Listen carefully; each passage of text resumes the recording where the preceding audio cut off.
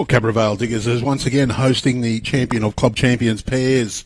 We're underway in round 3 for section 21 of the women's pairs. We have Glenbrook Panthers up against Mount Lewis. The Susan Armour and Mary Auld up against Louise Stenhouse and May Lamb.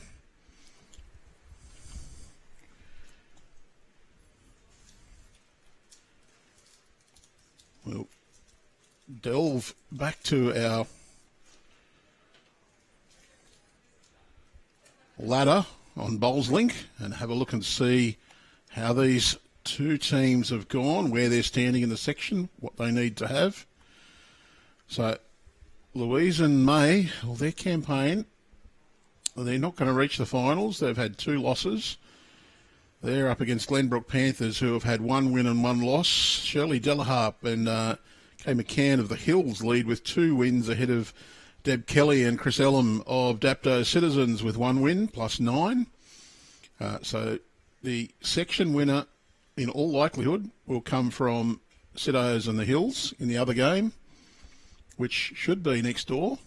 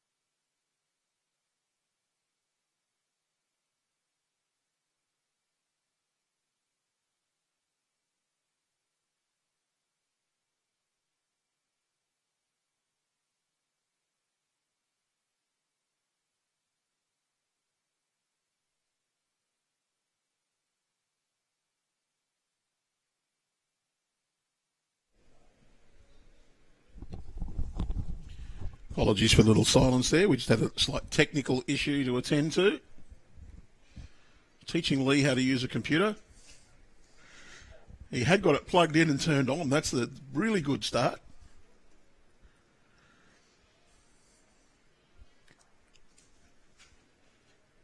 So if we check the other matches in this section, we're on rink 8. On rink 9 is the next one. So all my Siddos club mates, no, I didn't manage this to get our team on the stream. I didn't manage it to get anybody on. We just did the draw early on. We actually set the rinks for each section and then mapped everybody in automatically. So whoever drew it, drew it. And we ended up with Glenbrook and Mount Lewis.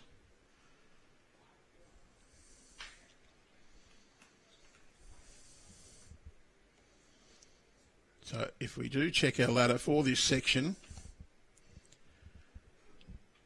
the Hills 2 wins plus 18, Siddos 1 win plus 9. Siddos will go ahead of the Hills with a win plus 5 in this game. That would open up the door for Glenbrook. So they will need to win by at least 14 shots to have any chance. They'd need to go to plus 14 to have any chance of being ahead of Siddos and the Hills.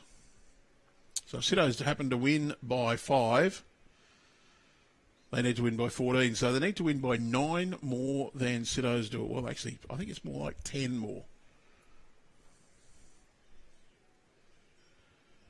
Just to be certain that they'll get through.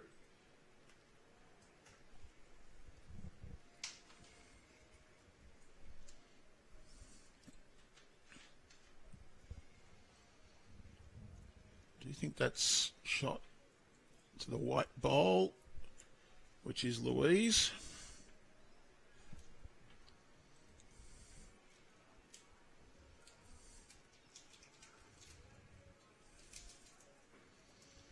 So some people might not be aware where Mount Lewis is. Mount Lewis Bowling Club, 14 Waterloo Road, Greenacre. So it's one of the Western Sydney, southwestern Sydney really, clubs. Current district is Georges River. They'll be part of Southwestern Metropolitan when our new regions take effect from 1st of July.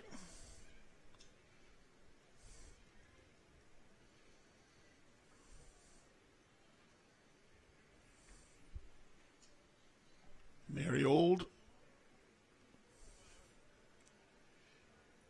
Plenty of contact with Mary Auld from Glenbrook. She's heavily involved in the organisation out in that area.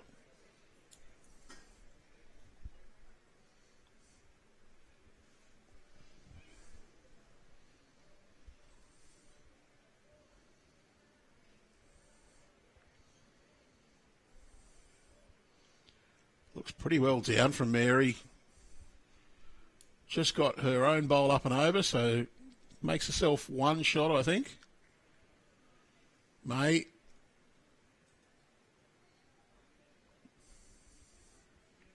Is a name that bobs up in the back end of plenty of women's competitions.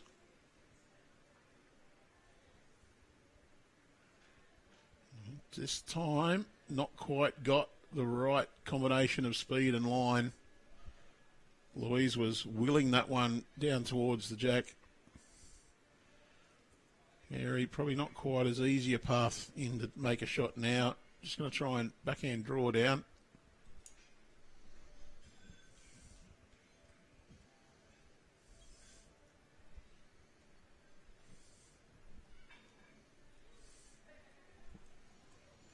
Well, she's played an absolute bomb. Got inside the white bowl there.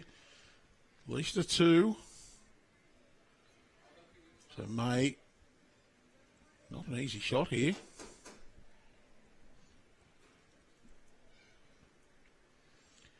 What would Lee play? I wonder. The man with 500,000 views of a reel on Facebook. She can't draw it to the black bowl. It's not hers. She's going to try and go underneath. She's going to clunk the red bowl up. That's Mary's bowls coming in. Oh, I don't know if she's done some damage there as well. It's at least that one and the second. They'll have a look at the front too. Don't look real confident. It is 2. 2 to open the scoring. So if we go add end and add 2 to Glenbrook and go save and continue, it should come up on our scoreboard. You beauty.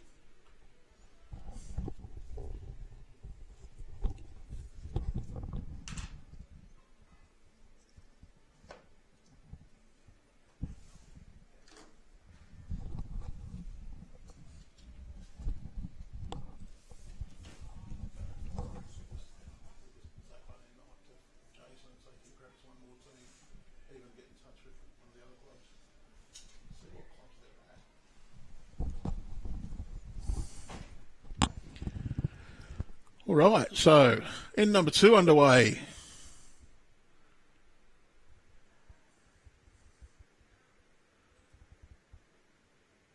Louise, backhand draw, and for those observant among you, you will note that we're on a different centre line now. The greenkeepers Just said we'd like to move it over just to even out the wear. A little bit of water on the green this morning. They're just conscious to try and keep these greens running really well and get that even wear. So we've moved over one centre line. So we won't be able to stare straight up someone's nose as they put the score onto their scoreboard.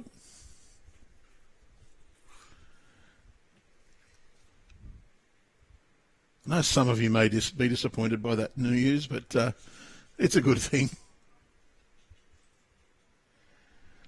So plenty of positive vibes coming down to Mary and Sue from Glenbrook.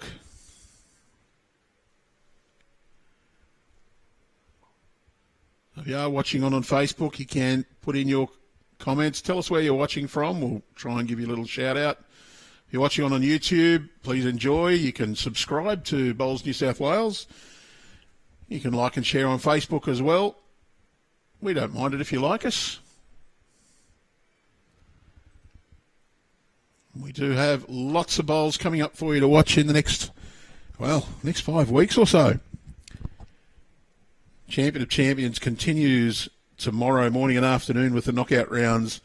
Tomorrow we have rounds of 32, men's round of 32 in the afternoon, women's in the morning, and the quarterfinals, women's in the morning, men in the afternoon on Thursday, and then we'll have the final of the women's on Friday morning at the same time, the men's semis being played, and we'll finish off with just the one game on Friday afternoon, the men's final. We also have a couple of games of Platinum Pennant coming up for you over the weekend. And then Monday, Tuesday, Wednesday, just a little bit of a siesta in our streaming program before we kick off the Women's State Carnival Finals series on Thursday and Friday.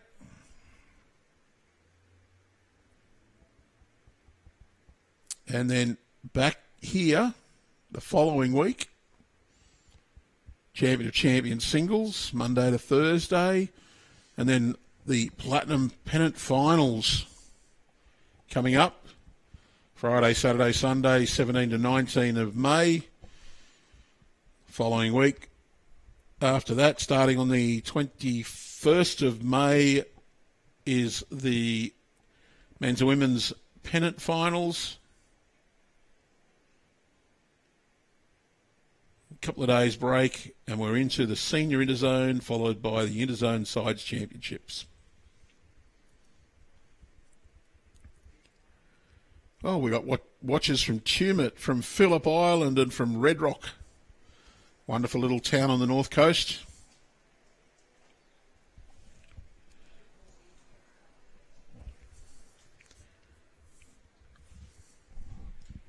Just a little bit scattered from Mary this time. She played a couple of good bowls at the end of the last end. Louise Stenhouse with the bowl right near Jack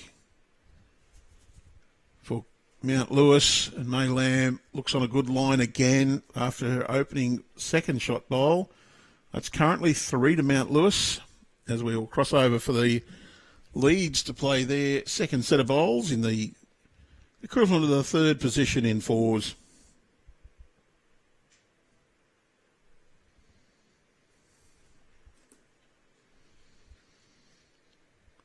So the black line up the centre, for those watching and not really familiar with bowls.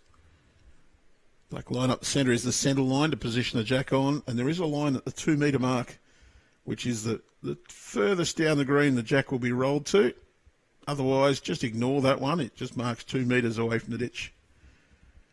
The jack will be live if trailed into the ditch or knocked into the ditch at the end of the green, and we'll keep playing. Any bowl that touches the jack in course, so as it's delivered until it finishes, that one will be marked as a toucher. Once it's finished its travel down, of course not marked with chalk as a toucher.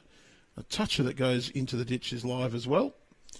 But a bowl that does not touch the jack in that course goes into the ditch is dead, out, lifted out. Anything that goes outside, finishes up outside the side boundaries, is also taken out of play. Mount Lewis holding 3, Louise will draw backhand, just looking to get one into that head.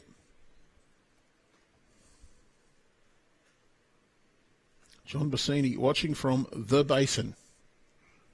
Well, I happen to know that's the St George's Basin on the south coast of New South Wales.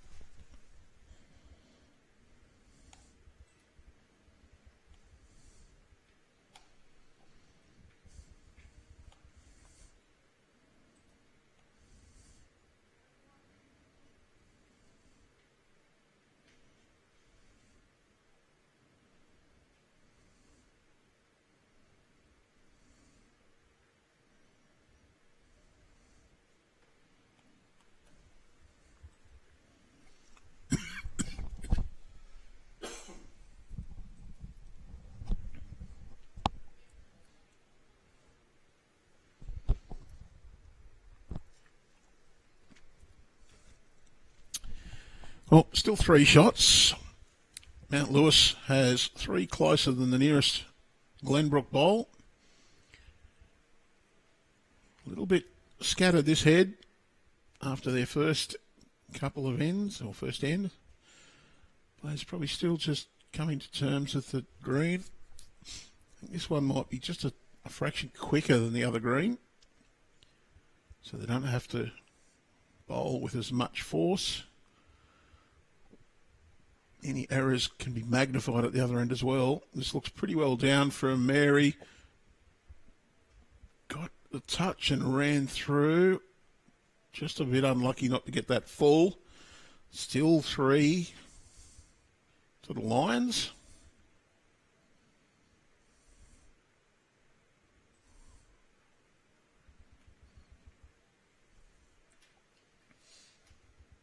May looks to have just underdone the speed a little bit. Might be a nuisance bowl for Mary Auld. It would look like it's in the path that she would like to come down. So if you're one of my club mates watching on, a bit of bad news next door there. The girls, the Hills lead 5-0 after 2. You can see it in the shot from side on of the delivery, and that's a great bowl from Mary Auld. Cuts it back to 1. So Maylam Chicken either just try to draw or try to sit that one through to make 4.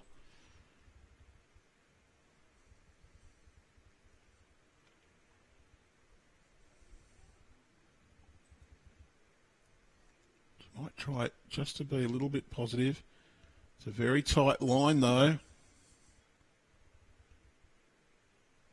Just going to miss her own narrow. It'll be 1 shot to Mount Lewis. 2 ends completed. 2-1.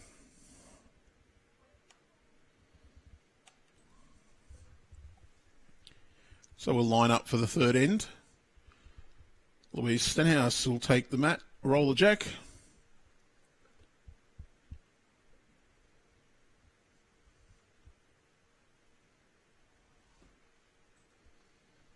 Glenbrook, the base of the Blue Mountains on the outskirts of Sydney, so to say, out past Penrith as you go up the mountains towards Katoomba. Glenbrook on the upslope towards Katoomba.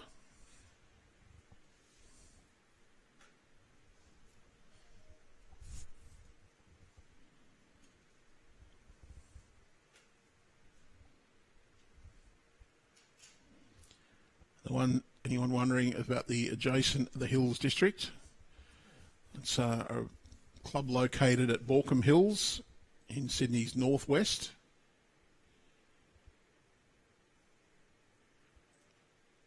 And the other team in this section from the Siddos, Dapto Citizens. Well, Dapto probably most famous for having its dog track.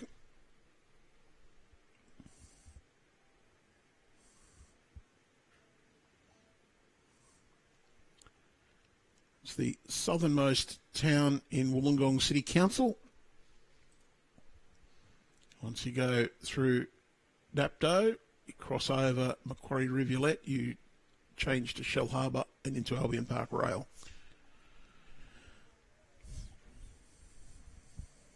Not to be confused with the Albion Park in Brisbane where the Trotters run. This is the Albion Park where Shell Harbour Airport's located. Well, both leads just not quite found their range in their opening two bowls. And Louise, she's corrected a grass, but not quite sent this one either.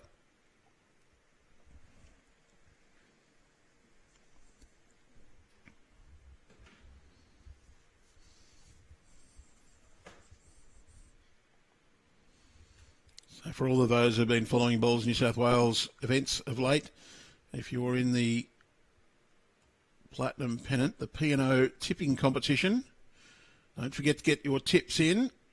The major prize is 3 to 4 night P&O cruise for two. A couple of minor prizes to be won. And round 10 and round 11 coming up this weekend. Last chance to qualify for the finals. We do have a 1 week gap between the last round and the finals, so this week's round 10 action on Saturday, 4th of May. Our live game will actually feature some of May's club mates as she puts down a very good opening bowl. We're at Mount Lewis as they take on Wendy Leagues at 2 p.m. on Saturday, 4th of May.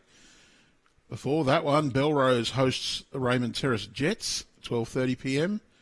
Carlingford Koalas host the St John's Park at 2:30 p.m. At 4 o'clock, the Gorillas are visiting at Club Marylands, taking on the Magic. And at 5 o'clock, two more games. Tarrant Point host East Maitland, and the Cabramatta Bull Ants host the Engadine Cougars. That'll lead us up to round 11 on Sunday, 5th of May, with all matches down to start at 10 a.m. Our final live game will be St John's Park. The Saints host the Griffins. St John's Park versus East Maitland. On Raymond Terrace Jets host the Mount Lewis Lions. Tarrant Point host the Wirraloo Gorillas. Belrose Bulls host the Carlingford Koalas. Wendy Leagues Magpies host the Engadine Cougars. And the Marylands Magic play their last game at home against the Cabramatta Bull Ants. On the current ladder in the Platinum Pennant, the Bull Ants are at the top on 76.5 points. They're just about a short of featuring in our final series. The top five to go through. Raymond Terrace Jets second on 68.5, very closely trailed by the Wirraloo Gorillas, 67. St John's Park Saints in fourth on 59.5, and the Mount Lewis Lions on 49.5. Just outside the five, the Engadine Cougars 46.5, the East Maitland Griffins on 42, and the Marylands Magic on 40.5. Tarrant Point Power probably need to do a lot of work to get into the finals. Don't think they can make it on 30. Wendy Leagues Magpies 23. Belrose Bulls on 21, and the Carlingford Koalas, despite having a couple of Scottish internationals headlining their lineup, they've had just the one win to sit on 16.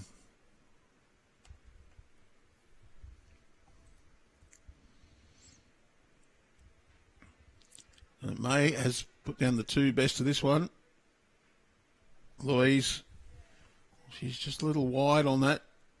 Not too bad at home behind. Susan Harmer.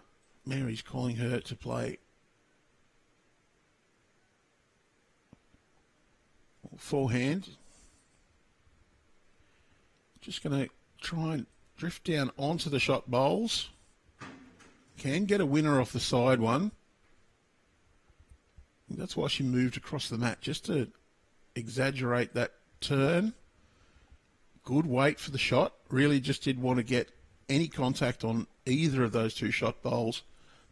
The outside one to run onto the jack, or just to punt the one on the centre line across and stay. Brilliant weight to do that.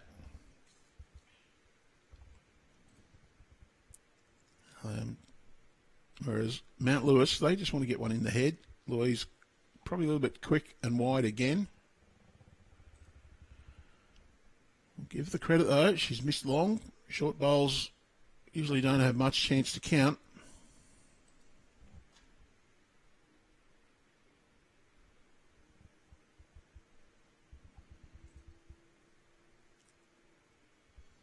Second chance for Susan Armour.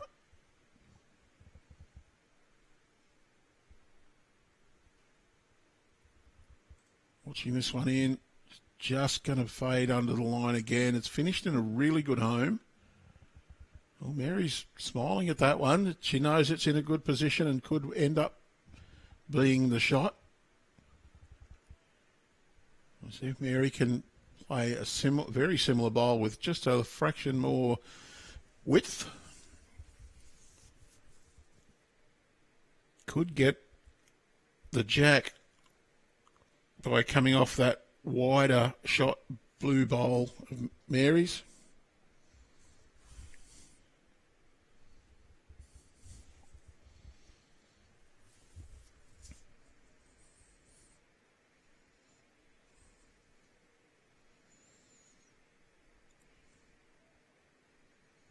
May wants to add one in.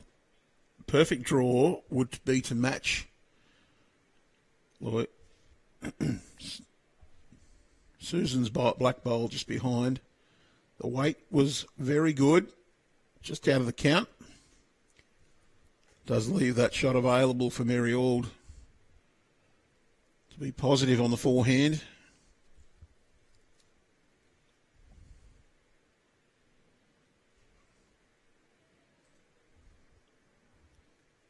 Certainly giving it every chance to be in the scoring zone.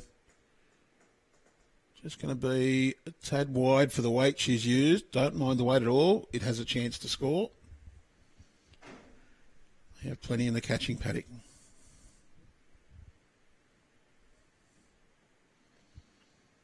May go a metre wider. Keep the same weight or just anything up to 20 centimetres more. She's elected to change over. Really missed the line. Mary Auld, chance here. 2 down. Looking for a little conversion on this one.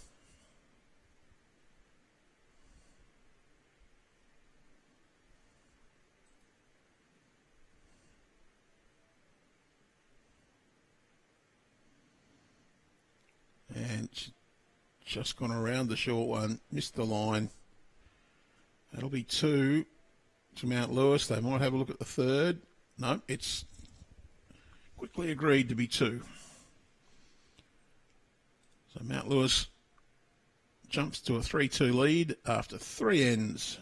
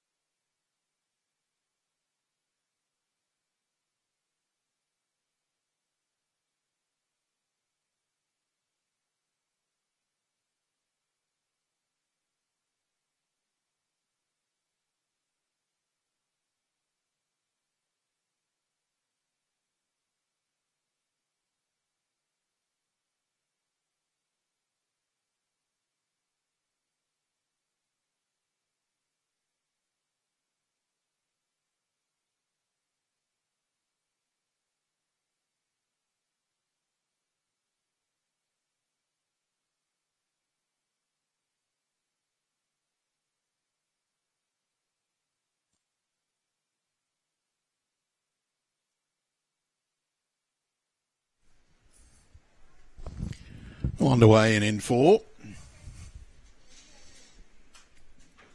We are coming to you live from Cabra Diggers for the Champion of Club Champion pairs. It's women's section 21, round 3. We're 3 ends in. Mount Lewis leads Glenbrook Panthers 3-2. We're on our second day of competition, and we will kick off tomorrow streaming the knockout rounds. Just a reminder, while the round of 32 and round of 64 for the men, 32 for the women, 64 for the men, does commence tomorrow morning, we also have a number of round 3 sectional play matches on in the morning, so that everybody playing in the afternoon in the knockout rounds has played a morning match. Some of those will be playing against someone who's played a knockout game in the morning or a round 3, but everyone coming off the same conditions, and they'll be at the same venue. They'll both either change greens or stay on the same green that they were on. So everybody has the same conditions to contend with in their round of 16 or 32, respectively, between the women and the men. Oh, decent start from the leads. Just think it's the white bowl of Louise Stenhouse just holding the advantage at this point. Both teams will be just drawing to that. May will probably opt to play her backhand down to the white bowl rather than risk turning the black bowl of Susan Armour towards the jack. Open hand there. Mary Auld has a choice of either hands. Her own bowl needs one roll to count or draw the shot on the backhand. Little toucher across to the left of screen doesn't hurt her either. May will just want one more in that area. Not too badly down. We'll finish just in behind. Fairly good effort. Great line.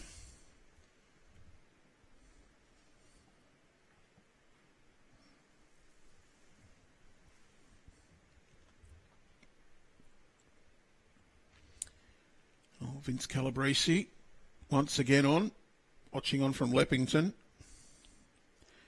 Loves his bowls. First met Vince at the World Masters Games, which was played in Sydney in 2009. The Birrong Bowling Club was the host club for that.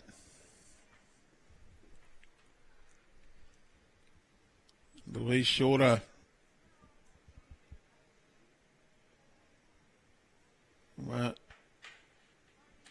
number of bowlers in Louise's family, just about all of them. Most of the boys have played junior bowls and for the zone. Shout out to you guys. Nambucca Heads, Andrea watching on. Beautiful area at Nambucca Heads on the New South Wales North Coast. Wonderful views over the ocean at Nambucca. A few fairly steep hills in the area, which give you that wonderful view. Nambucca Heads a beautiful little bowling club.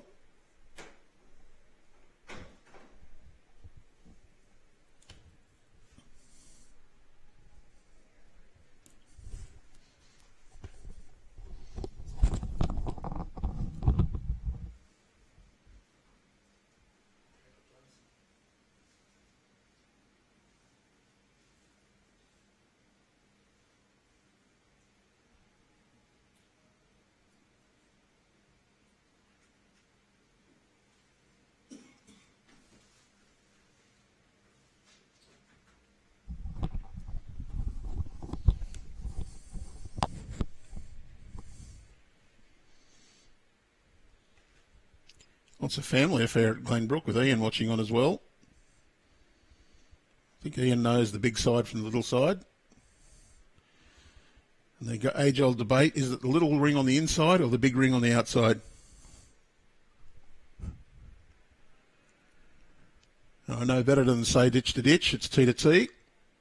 Say ditch to ditch. The albatross always says you can't roll the jack into the ditch, and you can't put your mat in the ditch.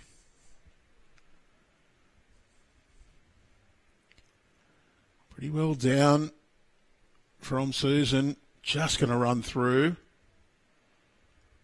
Might be 2 shots now to Glenbrook as the head stands. May wants Louise to backhand draw the shot.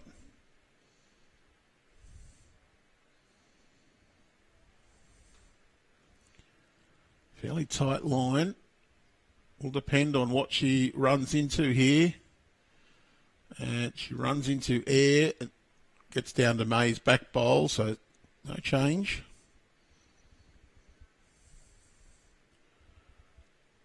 Still a draw for Susan.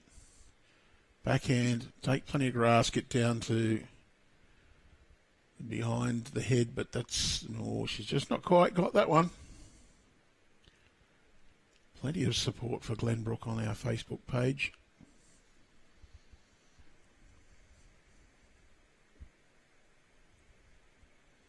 Do hope you are all enjoying. Don't forget to like and share. Get everyone else from Glenbrook on watching as well. You can also subscribe to our YouTube channel if you're watching on through YouTube. Beauty of YouTube is that most of the new smart TV apps, smart TVs, have an app for YouTube. So if you're watching on your smart telly, you can usually tune in via YouTube on it. Oh, May, that looks very narrow as well, and it is.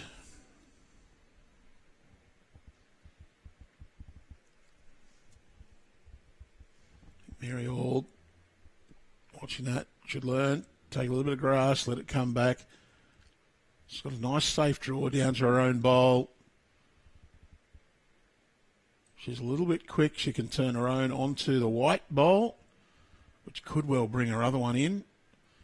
Just slide past, you'll get good position. Not quite going to reach.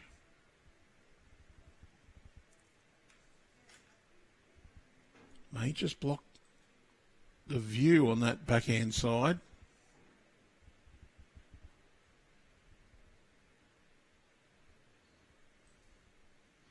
May's decided to go a bit quick. Just going to find the gap. Well, there is a chance for Mary here to backhand draw down to her own bowl, get a little bit of contact, roll the white one 3 or 4 rolls, bring in another couple of shots. Not sure she'll be quite that adventurous. She is definitely reaching, can get her own up here. Well, it's just going to go a little bit far through. She had beautiful weight to hit her own onto the white and push it out to make a decent count, but as it is, it's going to be a couple. Yep, 2 to Glenbrook.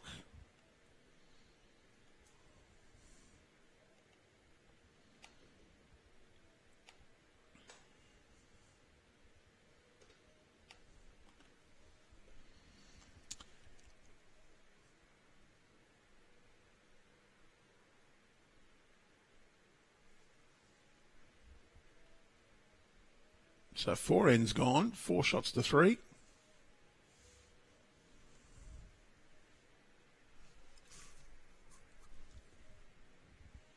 Good close game so far.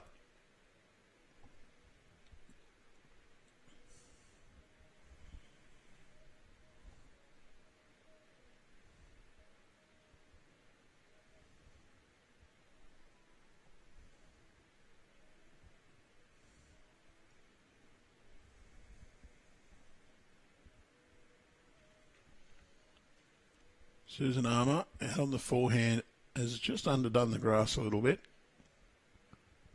Good line for our previous game over to the centre line to the right.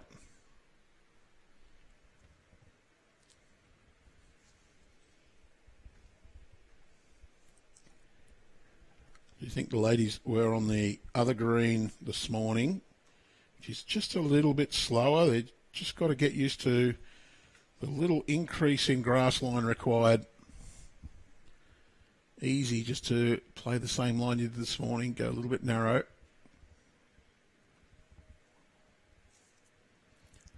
Change your hand with that bowl being in the eye line. Go nice and wide. If that's the same speed, she'll be very close. Yep, Mary's giving that a bit of an applause. And I can tell you why. That's all but a toucher. Fantastic delivery.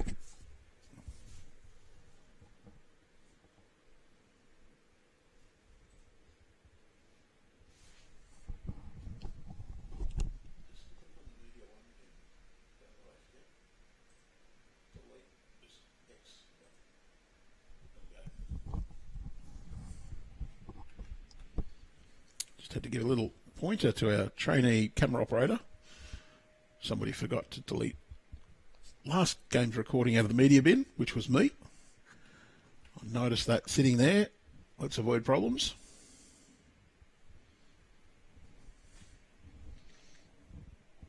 We do have the replay ability, so when we get a fantastic shot, we can hit the little button and play the last 17 seconds we've got it set at.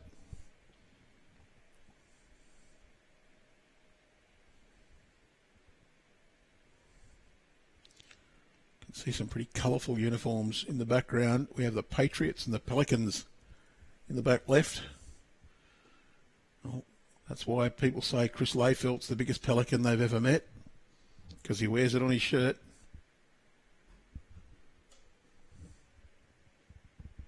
Patriots, of course, Penrith.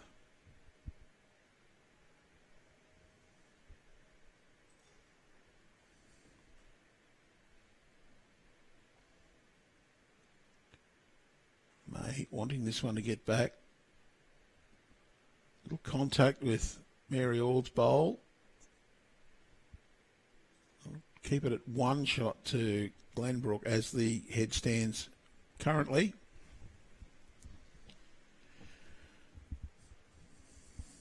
We are watching the 23-24 champion or club champion pairs. Big thanks to our main host club this year, Cabra Vale Diggers.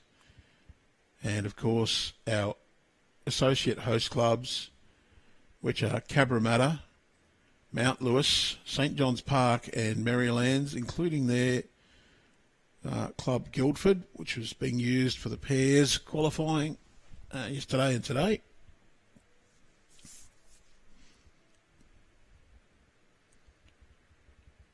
And a big shout out to the coordinators of each of those clubs who have done a fantastic job making sure they are ready. Nick Cahill and his crew at Cabramatta, Benny Morthorpe there. Bailey's also had his little fingers in the pie. Tony Wood, Gavin Holburn and Cody Packer at Merrylands. Josh Berry at Mount Lewis, Gerard Beath, Dave Ferguson, Anthony Cotty at St John's Park. What's the crew here at Cabra Vale Diggers?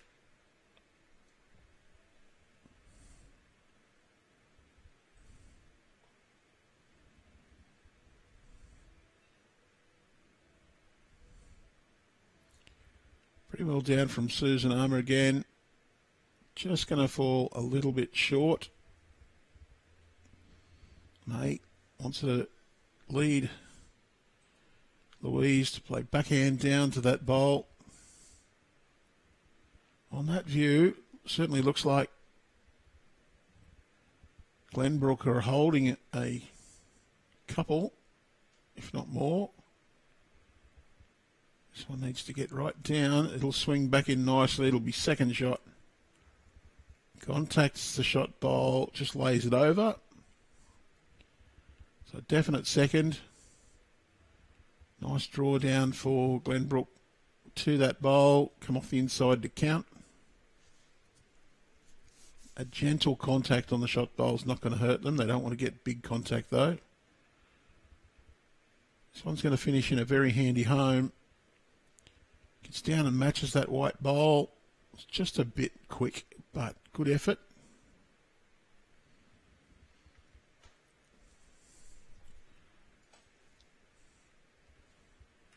Don't want to go quick at this, but just overdraw. Inside of their own will push them towards the jack or turn the shot bowl over. Just want to open it up a little bit, give themselves a chance with their last couple. Oh, she's a bit unlucky to turn that one closer then. May even have pushed it into the consideration for a count.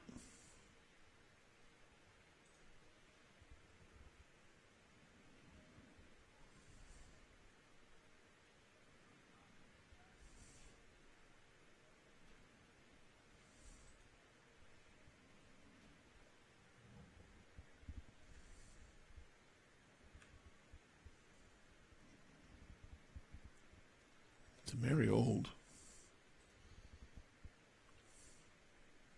Gentle draw in the backhand. Just wants to get inside. That white bowl that's second or third shot.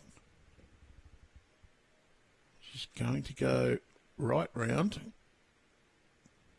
Best back's probably not a bad option.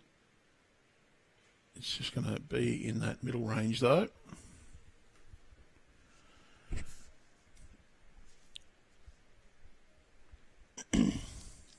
Question is, how much of an attacking shot will May play? She'll want to reach to give herself a chance to count. Doesn't want to make it too much easier for Mary to add another. Well, she's got that one flush on. Jack has sprung just a bit too far. It's 1-2 Glenbrook with the black bowl at the back.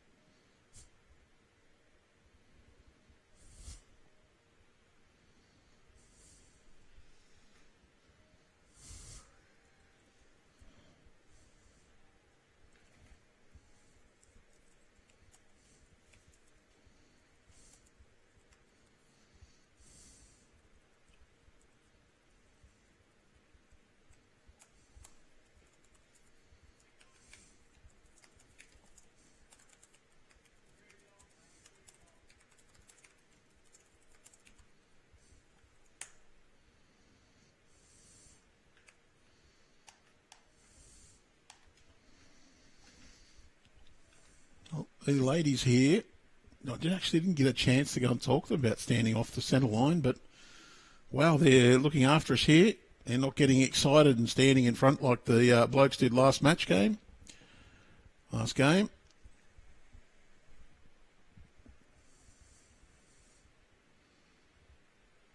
Maybe they read all the negative comments online from people watching. So it is one further shot to Glenbrook.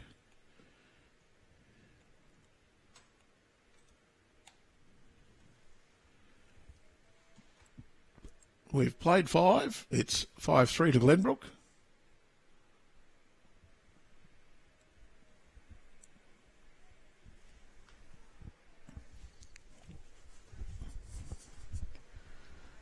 Just seen a couple of bright young ladies turning up. The big guns. Yeah. People with some personality anyway. Apparently I'm boring to listen to all the time, so we need somebody with some brains and some talent. Spice this up, eh? Someone who might spice it up. Grab a set of headphones each and we'll turn you guys' sound on. I've got them turned off at the moment so that we didn't go bang bang on the table. We've got 2 very special guest commentators to come in to keep you all entertained, much more than boring old me. We've got Jen Delves and Natasha Van Eldik. Hardly need an introduction. Both Australian representatives, multiple state championship winners, legends. In the case of Jen, multiple Australian representatives. Yeah, well, maybe they just give it out to anyone who shows a little bit of enthusiasm, but that's a very warm welcome. Thank you, Linny. Yeah, I didn't think I was actually going to get asked back after, I think the last stint I sort of had in here with you guys was, I think, maybe Port Macquarie. You were too popular, that was the problem. Oh, I was showing everyone up. We can't have that. We did the poll, do you want Jen back? And it came back 1,001 yeses and 1 no. And the 1 no was no, we wanted to come home and do the housework. Yeah, okay. No, I did have a little bit of good feedback from people who were either sitting in the car, happy to listen to Boy Wonder Billy and I have a little bit of banter. So, yeah, no, thanks for having us back. So we're picking up action here for you guys on the 6th end between Glenbrook Panthers and Mount Lewis. It's Mary Auld skipping and May Lamb. You'd know both of these players, wouldn't you? Certainly do. I'm quite familiar with May Lamb. Fun fact, I actually came up against May Lamb, I think, in an under-5s tournament out sort of like in the western suburbs somewhere, and she touched me up in the final. I think it was the under-5 singles somewhere. You might get revenge on her in this tournament, although she's not looking good to get through. The Hills pair next door are leading the section, and they had a good lead up over a club from down south that I play at. Which one? Those sits. Oh. Deb and Chris Ellum. Deb Kelly, Chris Ellum. They were trailing Shirley Delaharp and I'm not sure of them, Kay McCann. So where is Boy Wonder? Where's Billy Johnson? Is he slacking off? We've locked him in the office. Locked him in the office? Yes. We've got the wonderful Irish wonder, Kira, out here doing the photography and communication stuff. Fantastic. And she does a better job on that than Billy does too, so... It's not hard. The benchmark isn't all that high. Like, he's obviously got all the personality, he's got all the charm, he's got the boyish good looks. But, yeah, if there's a question over competency, I'm happy to have that conversation. Without him here, obviously. A good bowl from Mary Auld, turns her own toucher right up onto the jack, sits and stays on the edge. So you guys actually competing in this event as well. You've got your little session off now. Victory this morning? Yeah, we had quite a good victory this morning, but in some very trying conditions.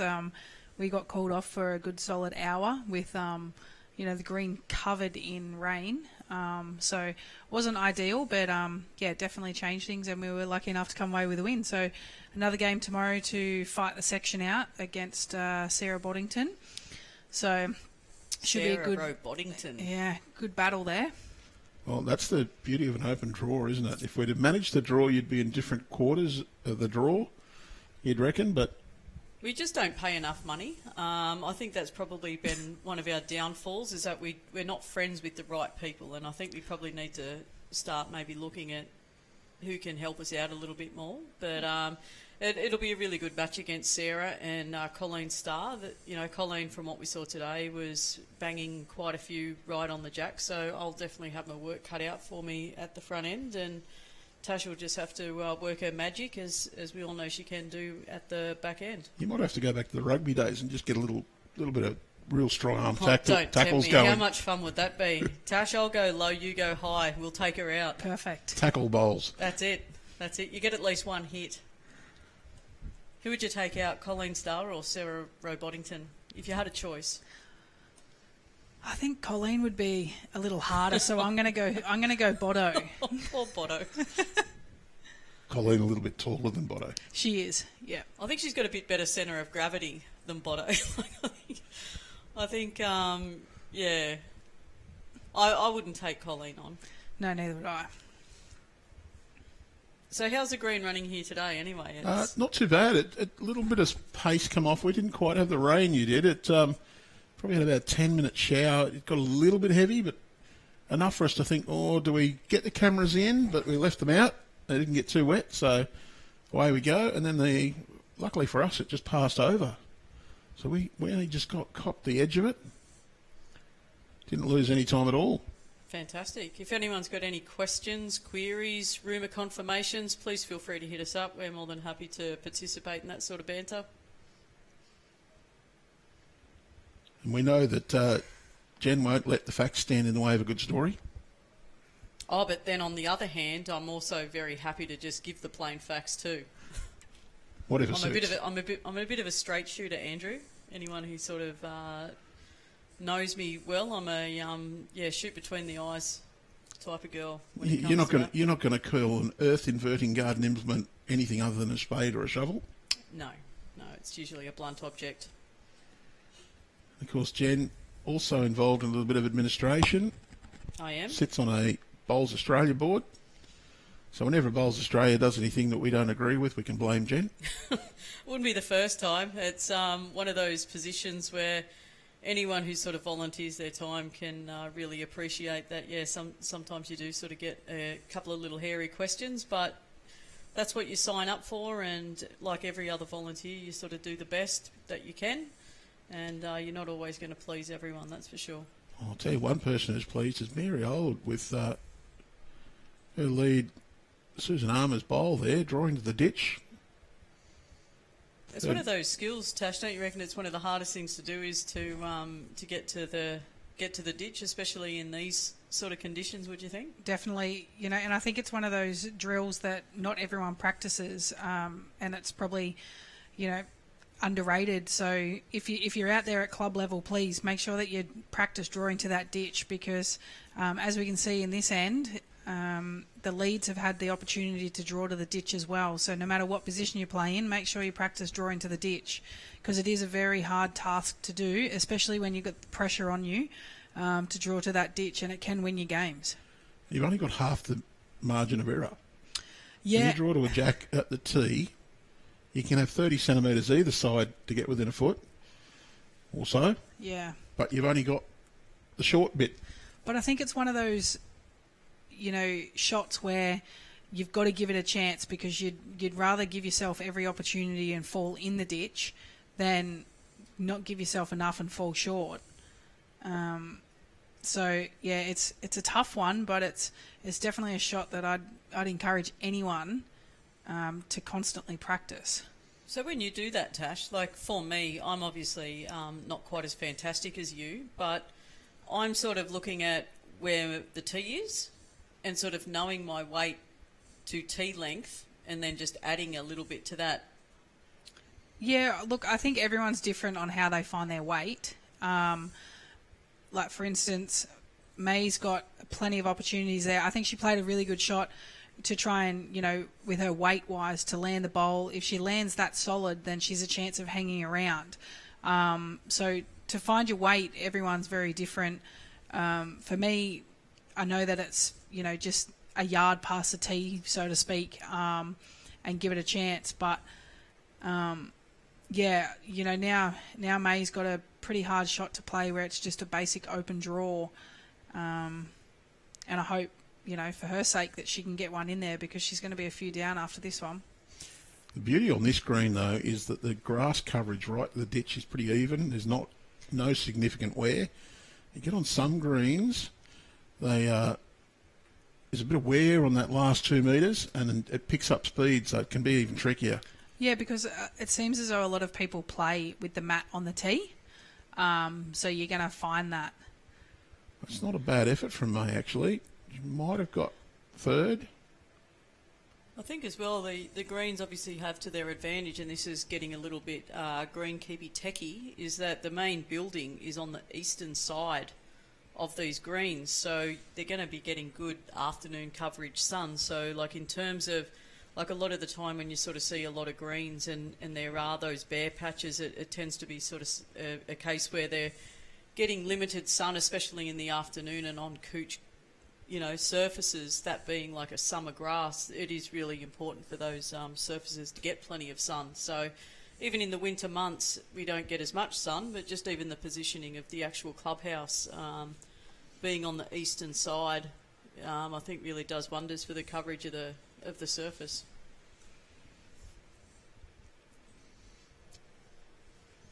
Well, Jen, there's somebody on our Facebook feed asking why don't they go back to medical certificates for using a bowling arm? That's probably not a question you can answer. It's not a question I can answer. Being on the board as such, it's more of a. That's more of me. That's. I reckon Linny's probably got a better answer to that. With BA perspective, we sort of, I guess, mainly focus on strategic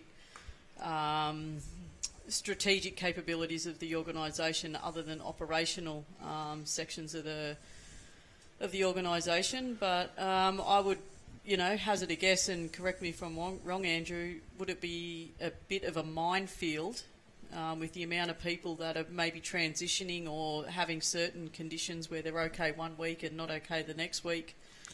Look, from an administrative point of view, that'd be pretty hard to keep on top of. It is. Look at the Bowls Australia artificial devices policy is the one that they're talking about. Hello. It does go through a committee of the board, as the Audit and Risk Committee. All policies go through that one. They're only checked to make sure that there aren't any legal ramifications and that they're ethically involved. The medical certificate requirement was removed because the basic thing was that anybody turns up to a doctor and says, I'm just not getting my bowl down to get my bowl away too well. I'm dropping them. They're telling me I'm not allowed to play unless I use a bowler's arm. I need a certificate. The doctor goes, here's your certificate. That sounds like a conversation Tash has with me on a daily basis. You're not staying down long enough. Whether that's through old age or laziness, I'm not quite sure, but it's certainly not due to an injury, and I'd hate to see, that, taken away from people who genuinely do need a stick. But yeah, from an administration point of view, it would be really hard to keep on top of. So I'm not quite sure if that answers your question. And honestly, I've tried to use a bowling arm. Yep. I was terrible. Yeah, they're not easy. I was even worse than I normally bowl. I actually have tried to play with one as well, and they are very difficult. All right, I'm going to put out a controversial question. And I'm happy for anyone who's watching to sort of give their 2 cents worth on it. If you do use a bowling arm, what are your thoughts on if, just say, you generally use a size 3 bowl, all of a sudden then pulling out a size 5? Oh, that's a That's a controversial question. It because is. It does get spoken about on the green quite a bit. It does. It's a very common question because generally if you do use a bowling arm, a lot of people will go up a size in bowl. Obviously, for us as women players, it's not very common to see a size 5 bowl out there, and playing against one, which I did on the weekend in Open Gender Pennant, they're very hard to move when you're trying to play a shot. So, yes, controversial, but totally not against the rules. And is it easier to use a heavier bowl? Who knows? Well, if it was easier, why do we see so many of when we do the Platinum Games in particular, so many of the men have got the 3.5 aero or the 4? If it was the easier and better to use the big one, they'd all be going to 5 no matter what.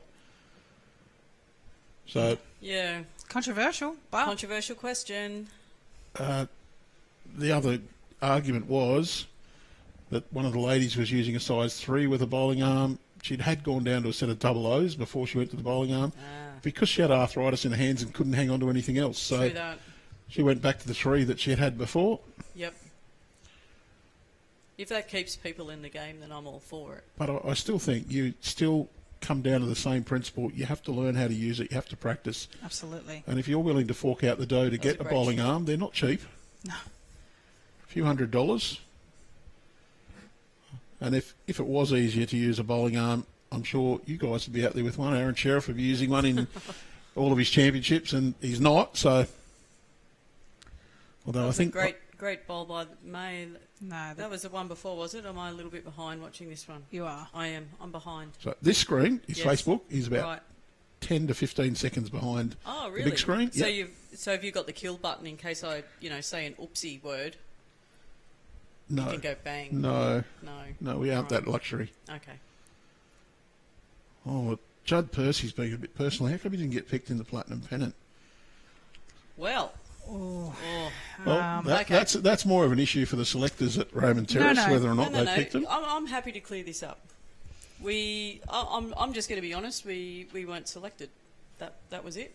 The selectors chose the side that they best thought was going to win the Platinum Pennant.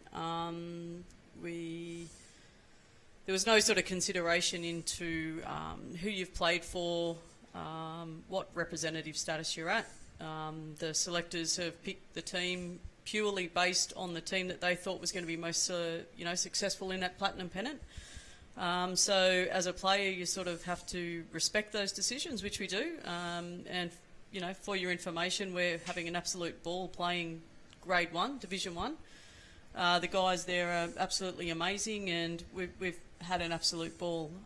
But I think the biggest thing to sort of come out of it, it's been really promising to see, some of the clubs utilise their representative female players, and what goes to show is to, see from the ladder and where teams are sort of standing in terms of, the top half of the draw in terms of results. I think it's really promising to see that, those clubs have had a good season, so it isn't necessarily an indication that, your females are your weakest players, and that's probably about all I got to say on that one.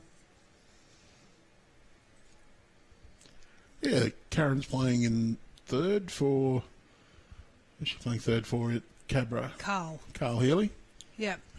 And there was Ellen. Dorney's playing third for Fergo. So, I think it's promising to say the least that, all the females can play any position. I know Jamie Lee's leading, Els is playing second. You got Kate Walker. She's been having a cracker season. I saw a bit of Kate's game the other day, and she was just on fire. Like, try and not pick her when she's playing like that.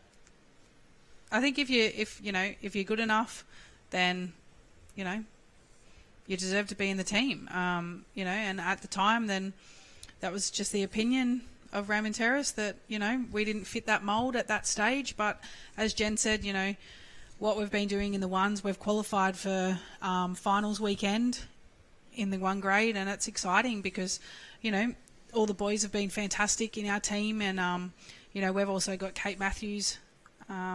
She's part of the ones team as well, so we're having a ball of a season.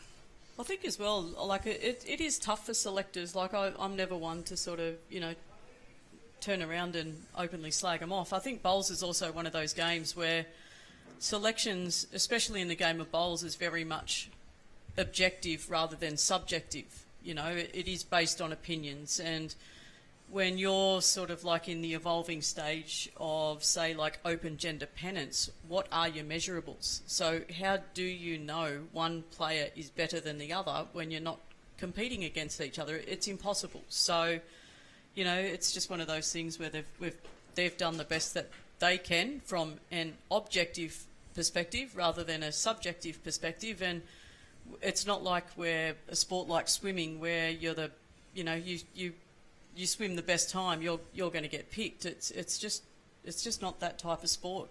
No. And look, selectors will pick what they think is the best one at the time. And I don't want to be a selector. Too hard of a job. Could have been because of our irritating personalities too. I struggle with you a lot. I know it's probably awkward to bring this up now. Jeez, you're funny. Jeez, you're good. Well, if it's any consolation, I got punted down to grade 2 this year. Perfect. People call me a burglar in the fours. Why are you playing in the fours? And I go, well, the selectors didn't think I was good enough to play higher. But are you having fun? Been having a ball with the Albatrosses, my third, Fox Senior playing lead. Had a couple of different seconds throughout the season with teams having to change, but got the old Rubes there now, so all the old crew. Perfect. I'm the young bloke on the team too. That was a great shot from May just there. She was one down and landed the bowl to possibly make a couple. Yep, so that definitely puts them back in the game and gives her an opportunity to change that length, as we saw the Glenbrook ladies go short.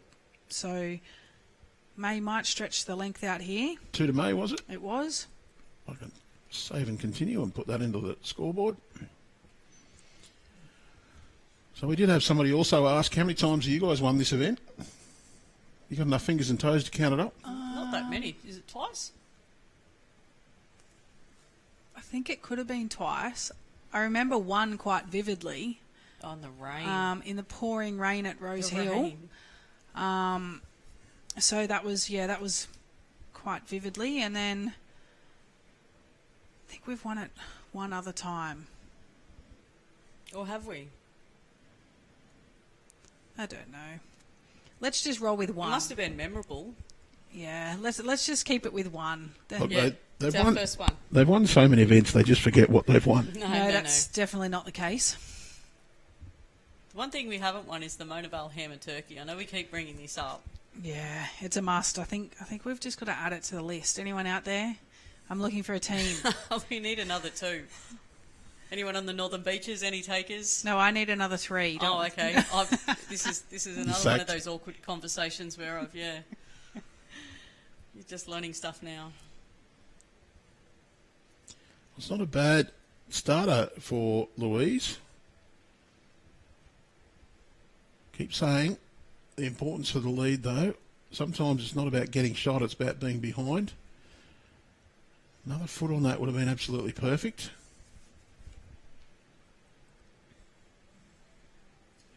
In these sort of conditions, Tash, what would you sort of rate as a good bowl in the area? We're talking like a mat length?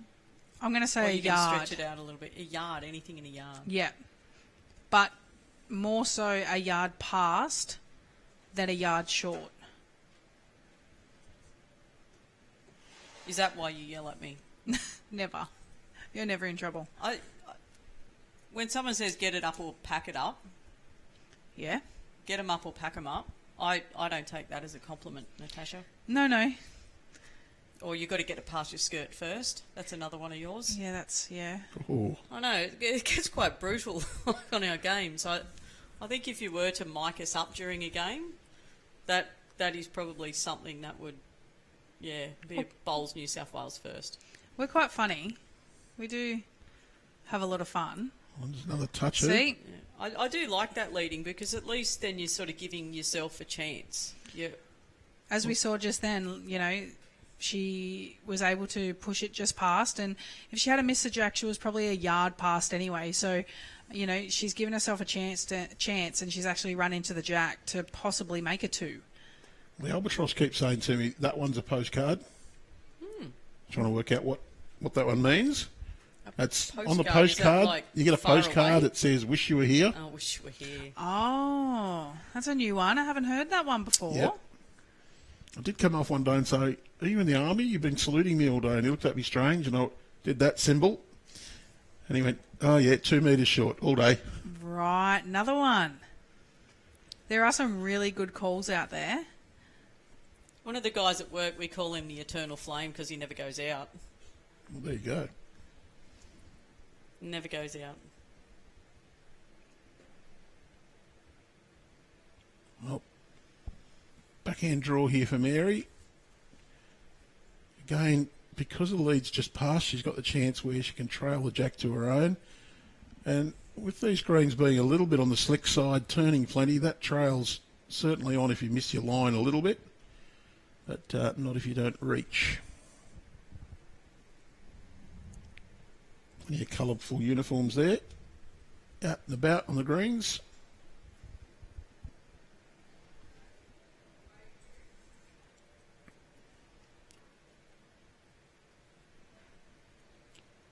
Well, May Yeah, don't mind this one.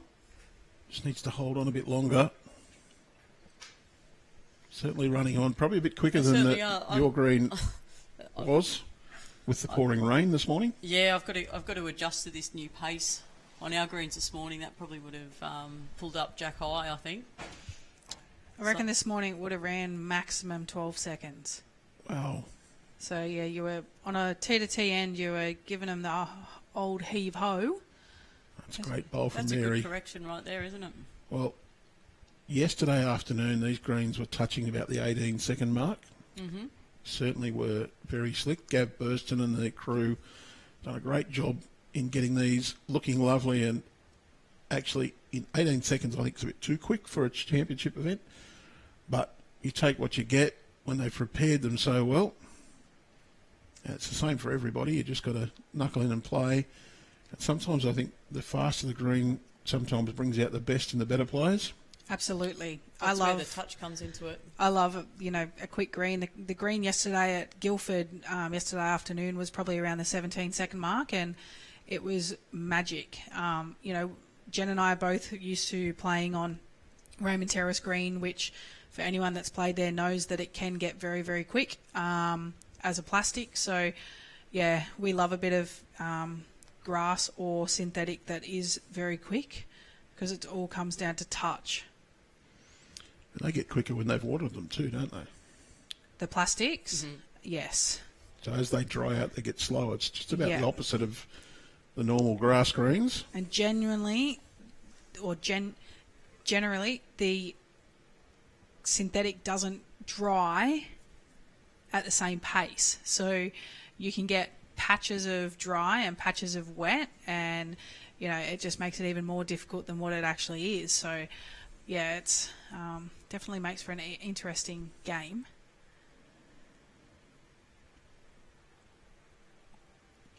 So we look forward to see you guys in action at the Grade 1 Open State Pennants at Ettalong, the end of June.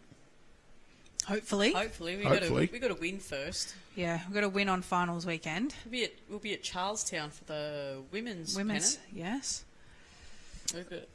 I'm not going to be there. Really? Is it something we said, or? No, we've just looked at our assets around the state, and we're going to send Benny there to do the streaming. We've got 2 or 3 of our match committee people live in that area as well, so we're not sending them away. Mm-hmm. Lee and I have drawn the short straws. Lee's off to Armourdale, and I'm off to Ballina. So that we had to send somebody somewhere. Apparently it's cheaper to send me to Ballina than somebody else, because it is. Fair enough. Because all we pay for is my fuel, not the mileage. So I'll be up there. Is that an indication of the way you go? Are you going via South Australia, so they don't want to pay you kilometres? Or? No, I have a van that gets all our gear around from place to place, so I'll be driving that. It gets really good mileage, being a diesel. Like a Scooby-Doo van? Yeah, sort of, without the good paintwork. Without the psychedelic painting on it. Although it does have a rather large impression in the back door at the moment where a bus hit me. Oh, nasty. Yeah, luckily it was very low speed, and it's just made a big squish mark and a big noise. Pressure's on here for May. She's a few down. Just going to run through. With this quicker green, it's easy to be under the pressure and just to make sure you're up and push. Apparently there's a chicken and prawn day at Wiseman Park if you're not into ham and turkey. Chicken and prawn? Carmen Plaza, you need another 3 because apparently I won't be in the team. Right. Chicken and prawns for lunch. That's the day. Sounds pretty good to me. Billy Farrell's the bowls coordinator there. It's Billy's signature day. Wiseau's also hosting the Grade 4 Open State Pennant Finals. Hopefully we'll be there. How are you looking? Well, we did finish on top of our section.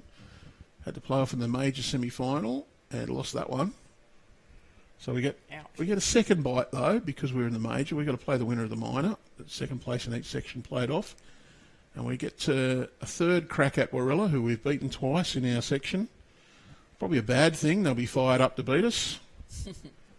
And I've got some pretty good mates at Warilla and Jimmy and Galoot. Right. Got them in the second game. I think my ears have stopped bleeding from playing Jimmy and Galoot. I'm ready to play them again. This is a really... there's no more left in the end. I was just about to say that this is a really important bowl for me. She's run out of bullets, though. She overcorrected with a second one and fell a touch short, which obviously on the quicker greens you can see. And the Glenbrook girls take advantage of it and pick up a big number. That was 6. And especially in this competition, although it's early days, it really takes a wind out of your sails, doesn't it? When you sort of look at, okay, you've got a 3-point margin as it is to drop another big number on that. It's almost like what do you do, Tash? Is this in the part of the game where you sort of start to set yourself small goals? Like Mount Lewis, I want to get to, 10 before Glenbrook get to 17 or something like that. So set yourself little goals or games within the game to get you back into it. Well, the positive about playing, traditional pairs is there's still such a long way to go. Like, they're not even halfway yet. So, playing 21 ends, it definitely changes the game. And for the Mount Lewis girls, as you mentioned, I would definitely just trying to be, getting my bowls as close as I can, focus on weight, and making sure that, you try and get to 10 before the Glenbrook girls score again, or they get to 15.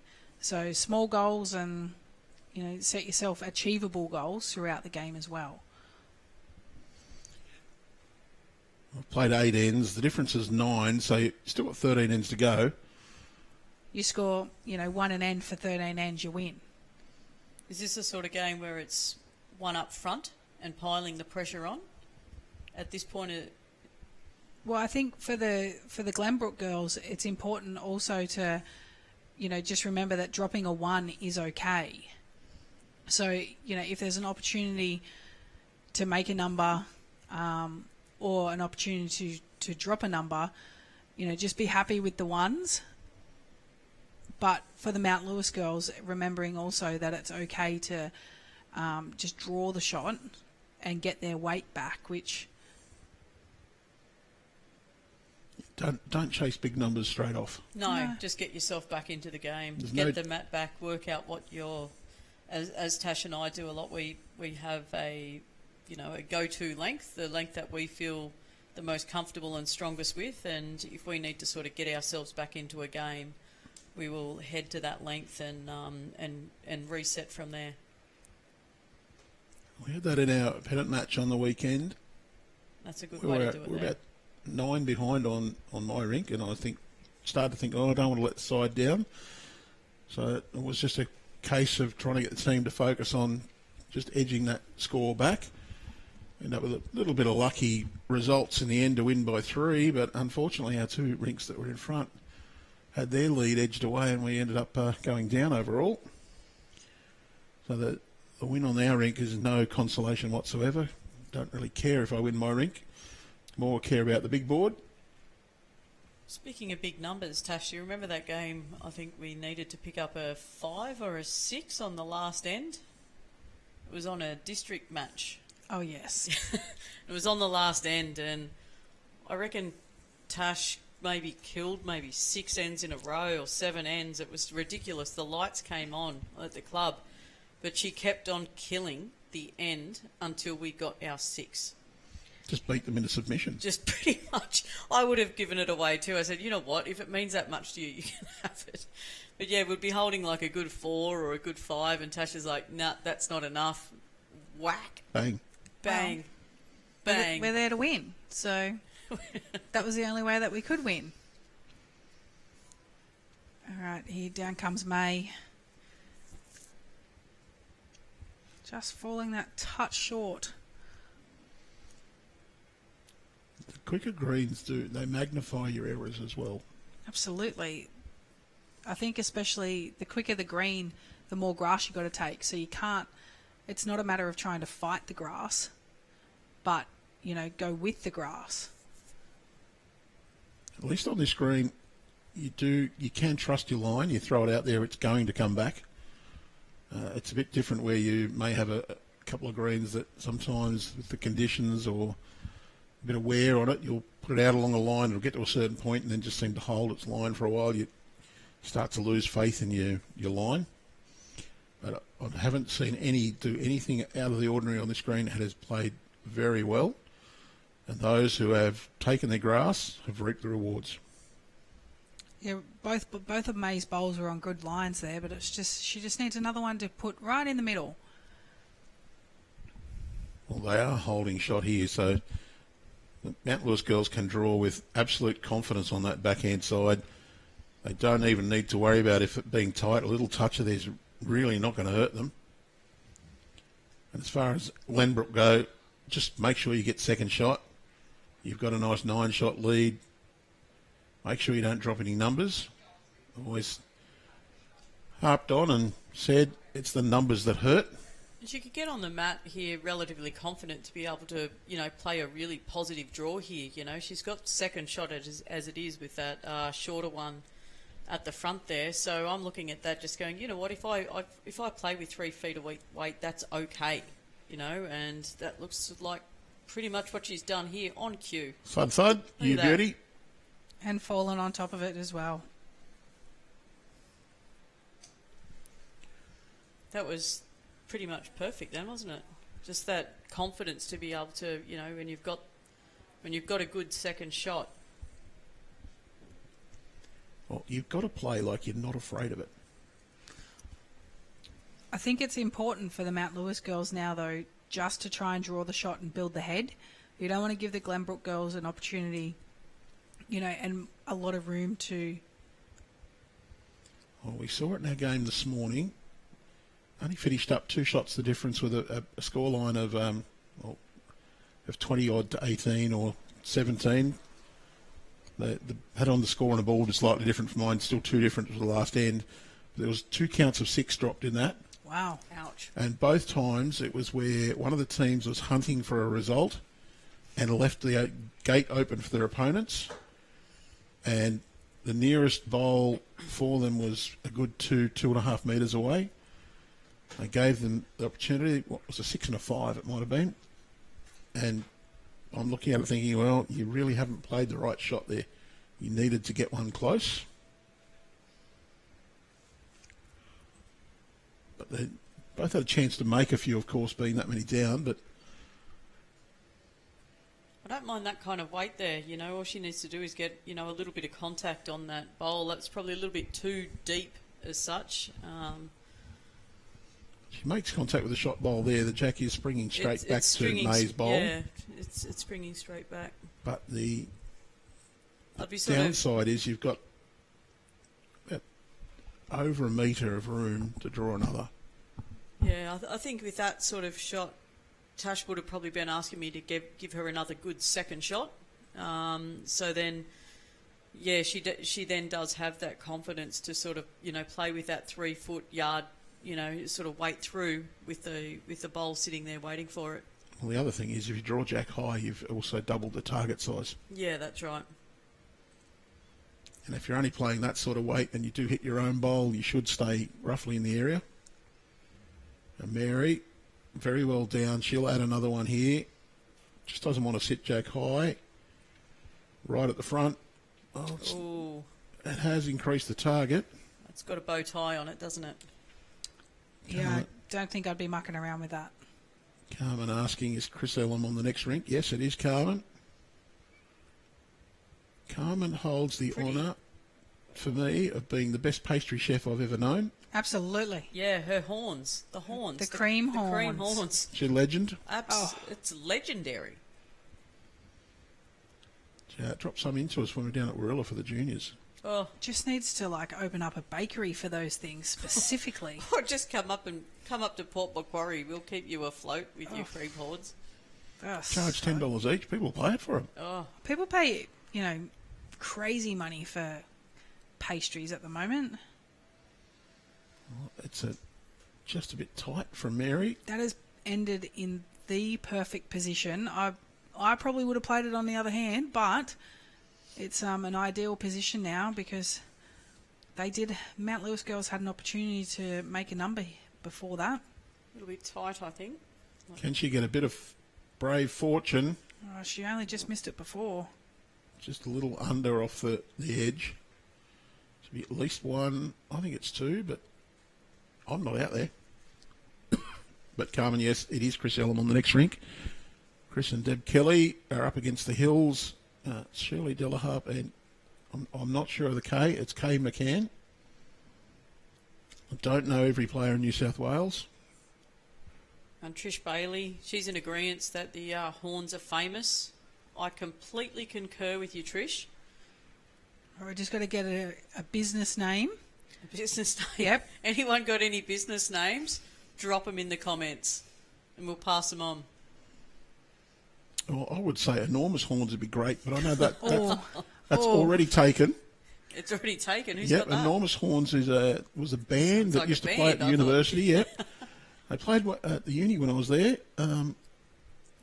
Had a few trombones and horns. They had a brass section on them. They played the Hawaii 5-0 theme and rocked it. Well, I reckon these cream horns, I remember them having jam in them. Oh. But the new there could be like a bit of a business expansion here for like maybe Biscoff or Nutella or in the cream horns. Oh, I just need some right now. I don't know whether it's genius or blasphemy.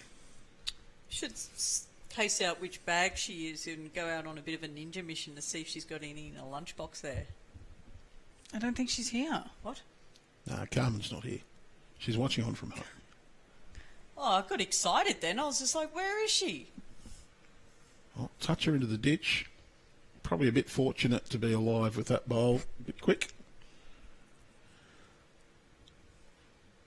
Your luck starts when you're up. Exactly.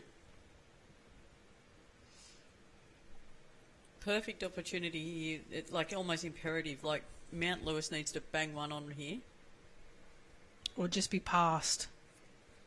Especially with the first bowl from Glenbrook being, a toucher in the ditch. It's still live. That's a really good first bowl.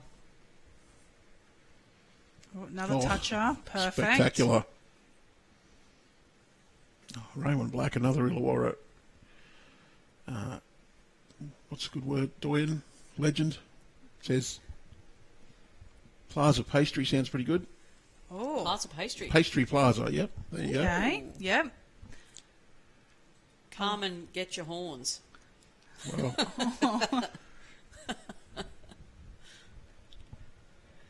it's all the Illawarra people are joining in. They probably all know how good they are too. They are famous. And that's at Oak Flats. The first time I tried them, I thought, I've reached nirvana. I've reached nirvana in a culinary sense. I've reached nirvana.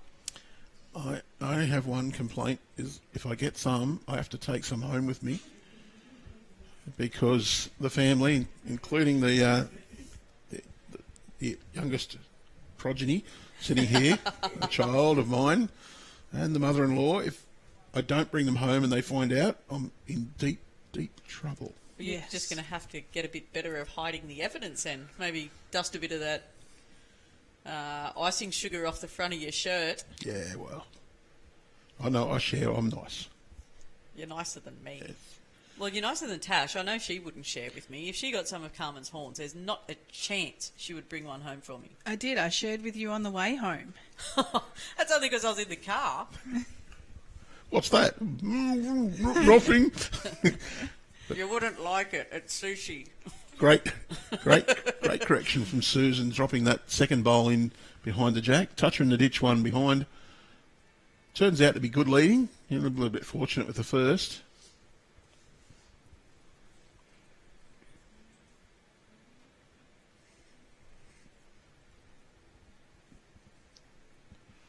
Oh, Mary Auld, she's looking for this shot bowl. No, she's not going to die wondering. Well, it'll stop. It did stop. In the ditch. The sand stops them every time, says the albatross. You know, it rained that hard at, where were we? Guildford.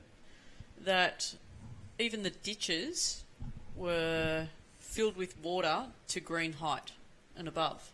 Wow. That's how much water we got. Well, great shot here. We shifted the over 40s finals to Raymond Terrace instead of Maitland City a couple of years ago because the heavens had opened up. Well, no, the heavens had opened up and the Maitland City greens were squishy, very squishy.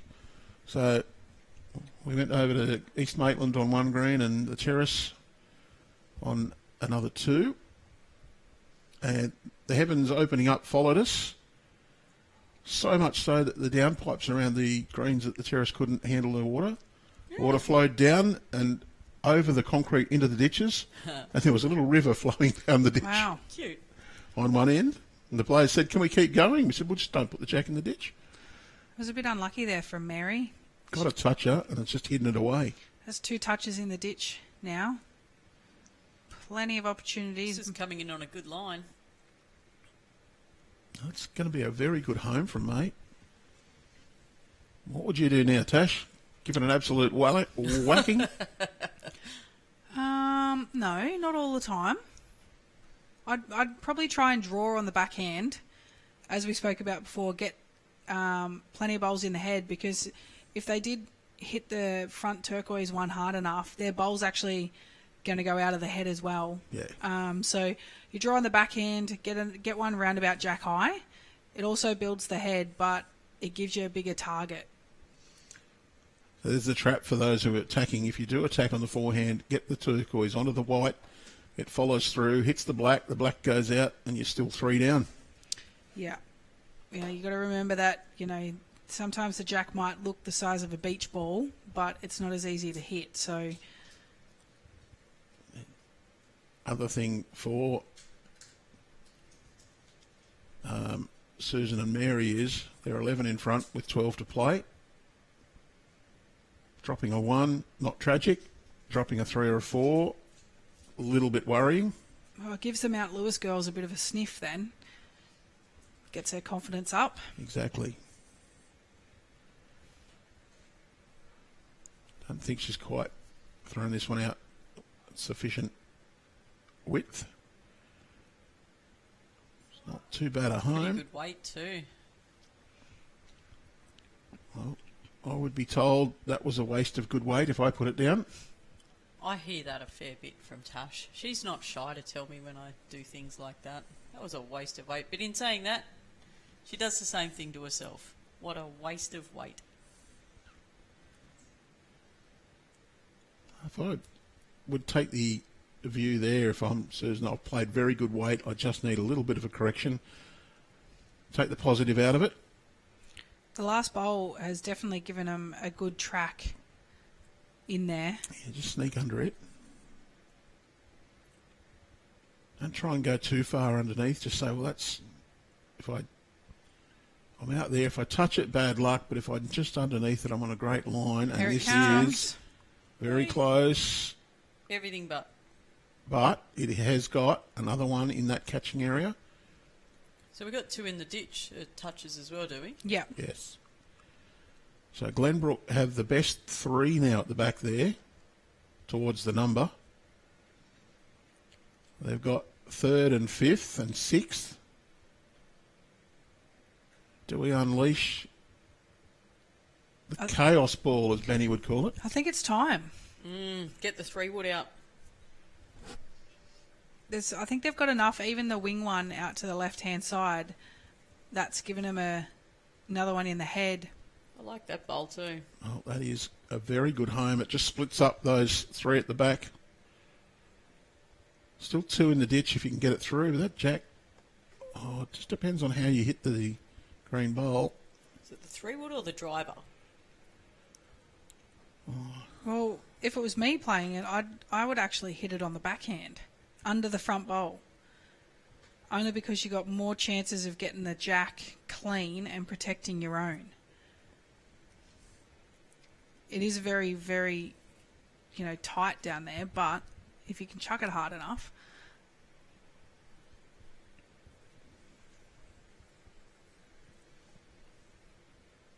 Just a little message to make sure we save the hot shots from today. So if you see a shot you think that one needs to be today's hot shot, Okay. speak up and we'll press R quickly, get the replay loaded and then export out. All right. Because we might have seen on our Facebook page, we're putting little clips on there now, export it out of our I've seen that, streaming, actually. or I think it's great. our good friends at Spacequake Sports doing the... You'll be astounded to know the little clip of Lee Stinson with yours truly congratulating him on a good bowl has hit 500,000 views. Wowzers. Impressive. So 500,000 times. We're saying 410,000 of those are Lee watching it over and over again. Well, it was a pretty good shot, and I suppose, if I played something like that, I'd watch it a couple of times as well. She was going the backhand and just not quite the right direction. She may have even been trying to get it around the white bowl. May might not quite have that muscle strength that you do, Tash, to just go whack. Well, she's changed her hand. She played the forehand with the first one, and now Maybe she just wants to get in Maze Road.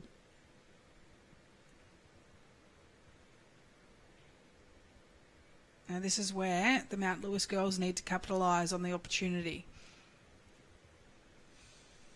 Hang on to these 2 shots and Hopefully add another one.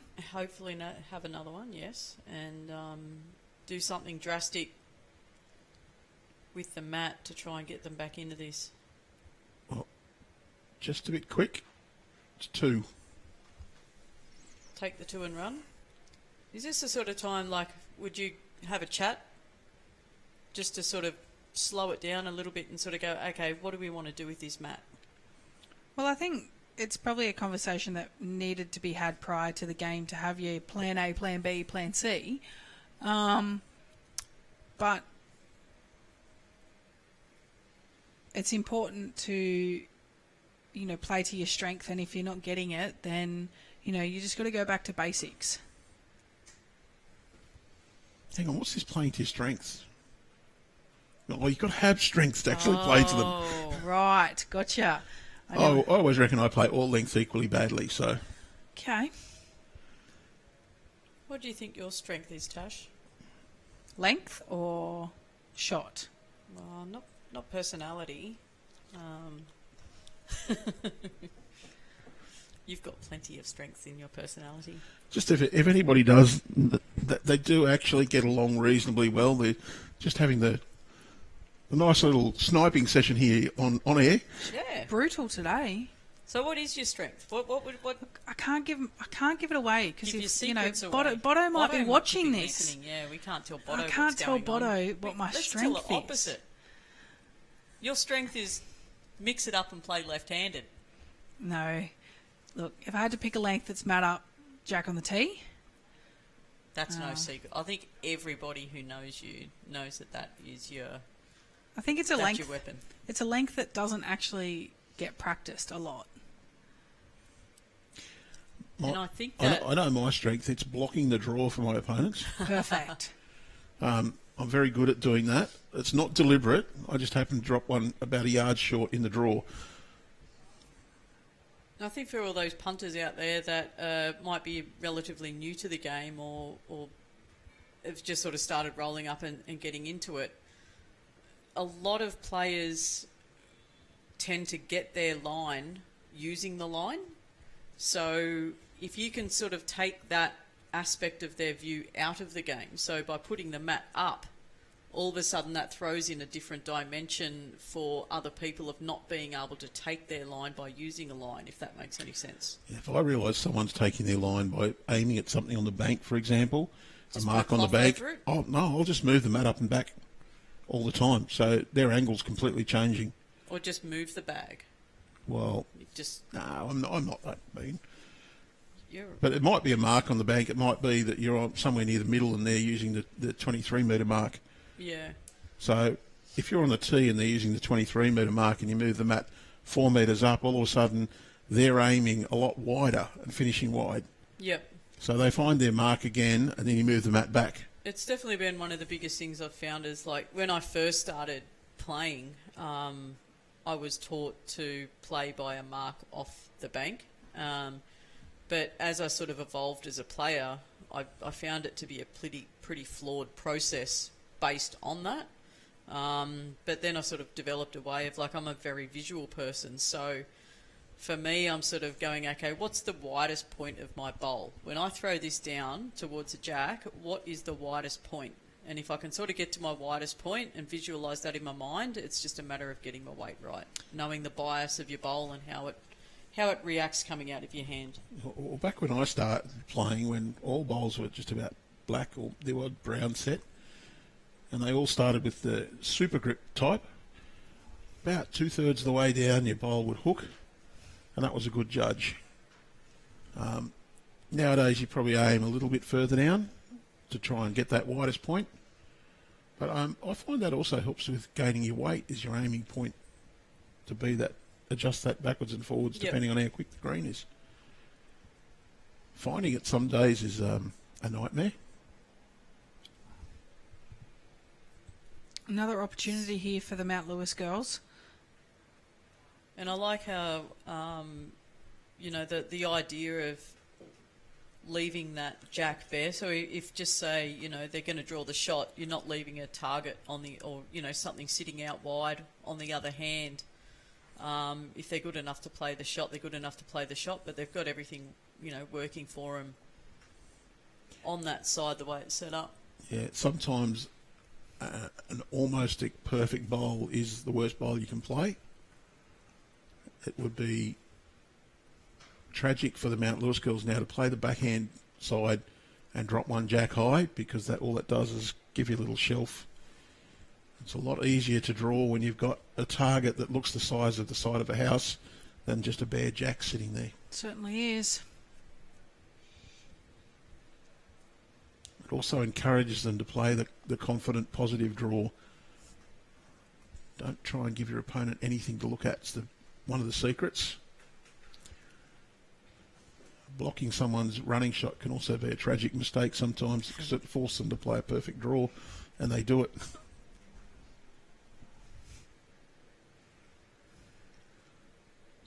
Well,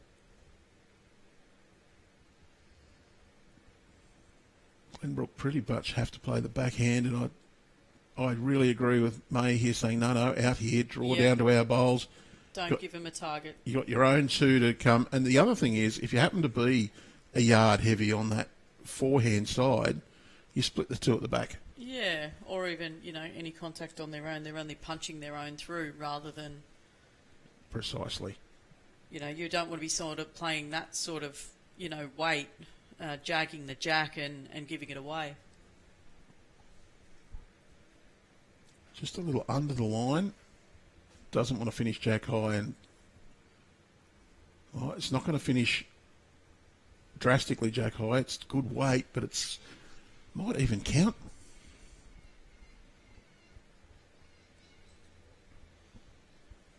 As far as Susan's concerned, nice draw, just underneath her own bowl. I think that's a little bit too far underneath. Mary walking over that side of the green, trying to encourage the bowl to stay out. Never works. Or leaning. I lean sometimes when I want my bowl to go a certain way. It never helps. I don't know why. I keep trying. I keep telling my bowls what to do, but they don't have any ears. They don't listen either? No. If he was watching, I'd say my third doesn't listen either. And he'd say, no, I listen, I just don't pay any attention to the rubbish you say. What a good shot that is. That Another is one. pretty good. 4 good. That's a good set from the lead. As you can see, Mary just giving a bit of direction with the foot.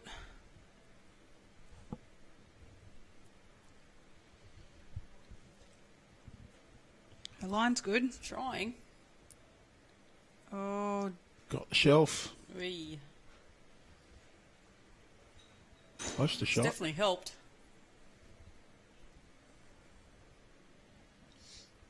Well, if that one's shot now, I'd be saying I'll play the forehand side. I'll try and reach that bowl, even up to a metre or so of weight through it, because I know if I'm tight, which I often am, that I will crash into my bowls and hopefully push them up to the shot. Even just a roll or two, hey? And if you happen to be just a little bit wide and get the inside of the green, you can still get the black one through. I think the Mount Lewis girls have got all the opportunities here. Plenty of chances here. Just got to give your bowl a chance.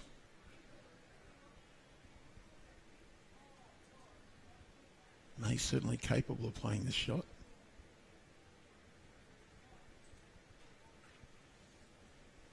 It looks a bit tight to me. The underneath.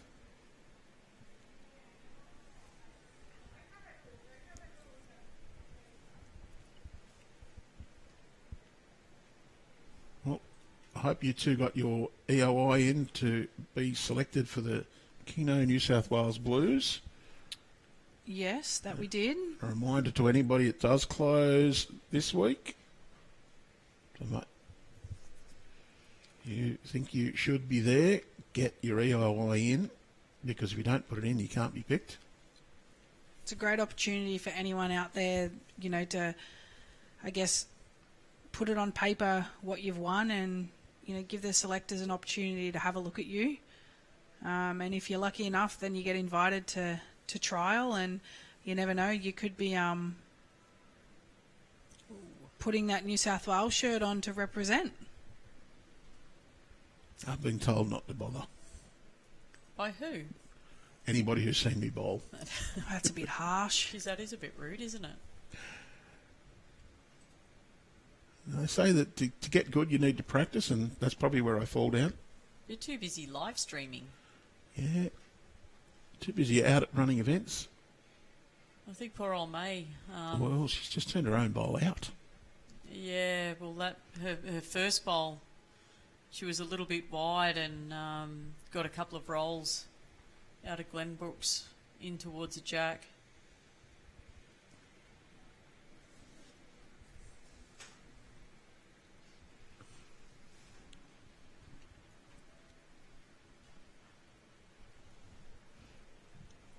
Ten ends to go.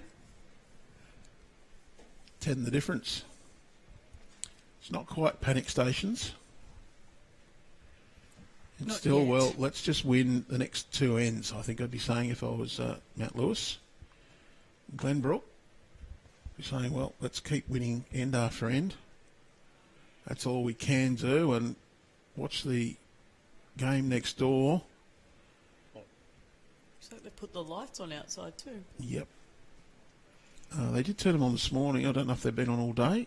I just didn't pay any attention to that. Does look very dark through these windows that we're behind. They are tinted, so I might have to go and have a peep outside, I think. We go and have a look. Yeah, absolutely. Club looks amazing, and it is a big place behind here. Has a sort of its own bowls section at this end of the club, and then there's the city, basically, on the other side. yeah, I went in there to sign in and didn't realise that I actually didn't have to enter the club, the bowling club side. So I ended up, just the lady pointed me in the right direction, which was good, and ended up finding here. And a multi-storey hotel going up where the bowling greens used to be. Oh, The bowling okay. greens here, this actually was where the police station was in this area before they built a Wow. new one.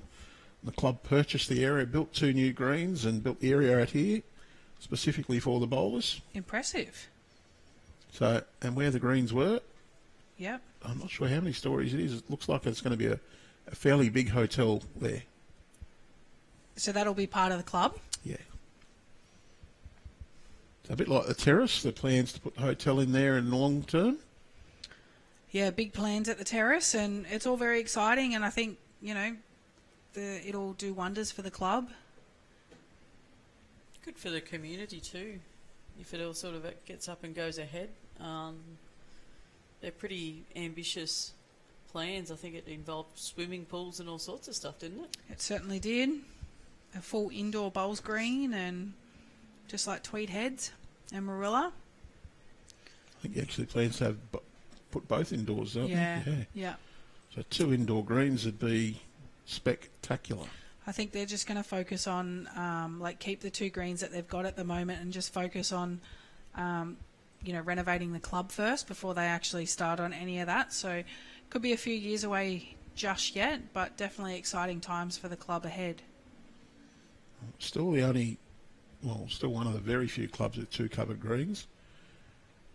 And very supportive of bowls, and the home of the state rookies. Looks like my internet connection on the Facebook's going a bit dodgy. On the blink. It's just a little modem here. He gets a little bit tired after a while. Too much work goes through it. He's had a big day. Well, decent start from Louise from Mount Lewis, the white bowl just next to it. The other 3 just past. Well, we've got our wish. The leads have been past the jack and not short. Mm-hmm. I'll count the 1 bowl short of jack high as being okay. Yep. Absolutely.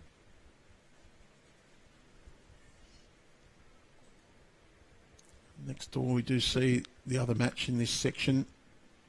The Hills leading the section with 2 wins. And they've got a solid lead over Stenhouse at the moment. So, while Glenbrook can make it through, or can they? Are they, Yes, finger up Glenbrook like can. They need a big win, but they also need for Stenhouse to surge ahead and topple the Hills. So it's not just in their hands.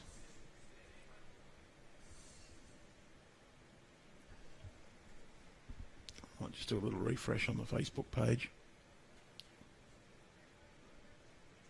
Might have to love and leave you after this end, Linny, unfortunately. Got to go and We've got, get in the we've zone got for our tomorrow's game. recovery session ourselves. Ice bath. No. It's already cold enough outside. I'm more of a heat therapy kind of girl. Hot chocolate. Yeah. I don't mind an ice bath if it's in a glass with a nice, delicious beverage.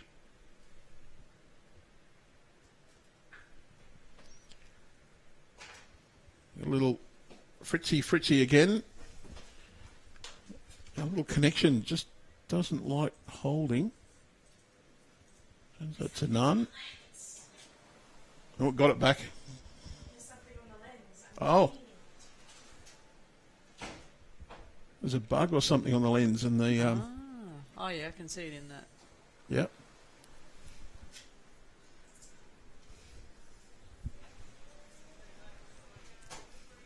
So, with Benny on holidays, Mr. Two Shoes himself, he's tripping around the world with his family. I've seen that. Yep. Just to give me a hand. The tech-savvy kid has said, can I come and operate the gear for you? Perfect. Perfect.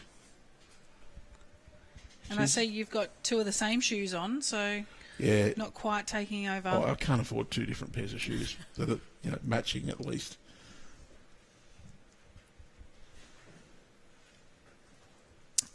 Between us, though, I reckon we've got a full head of hair. He's got the mohawk. I've got the rest around the sides. Perfect.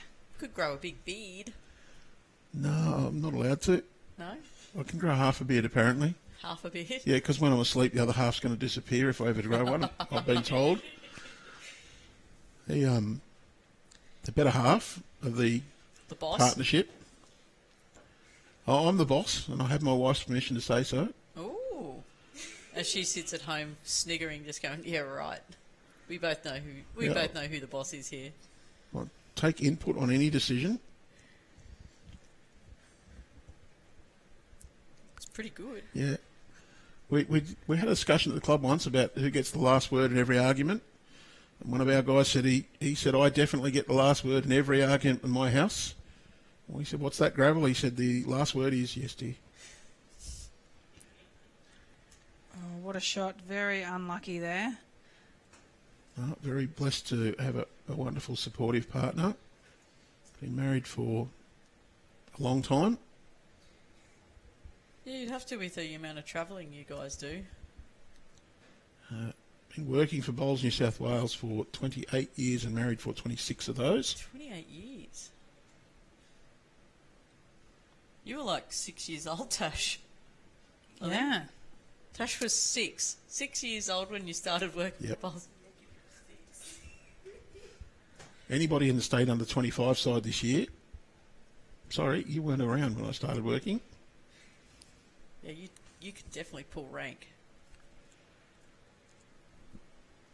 From an admin side of things, how much has changed over those years? Well, it's been a massive difference. See, when I first started, we'd collate the pennant results. They'd all get phoned into us or faxed into us after the weekend.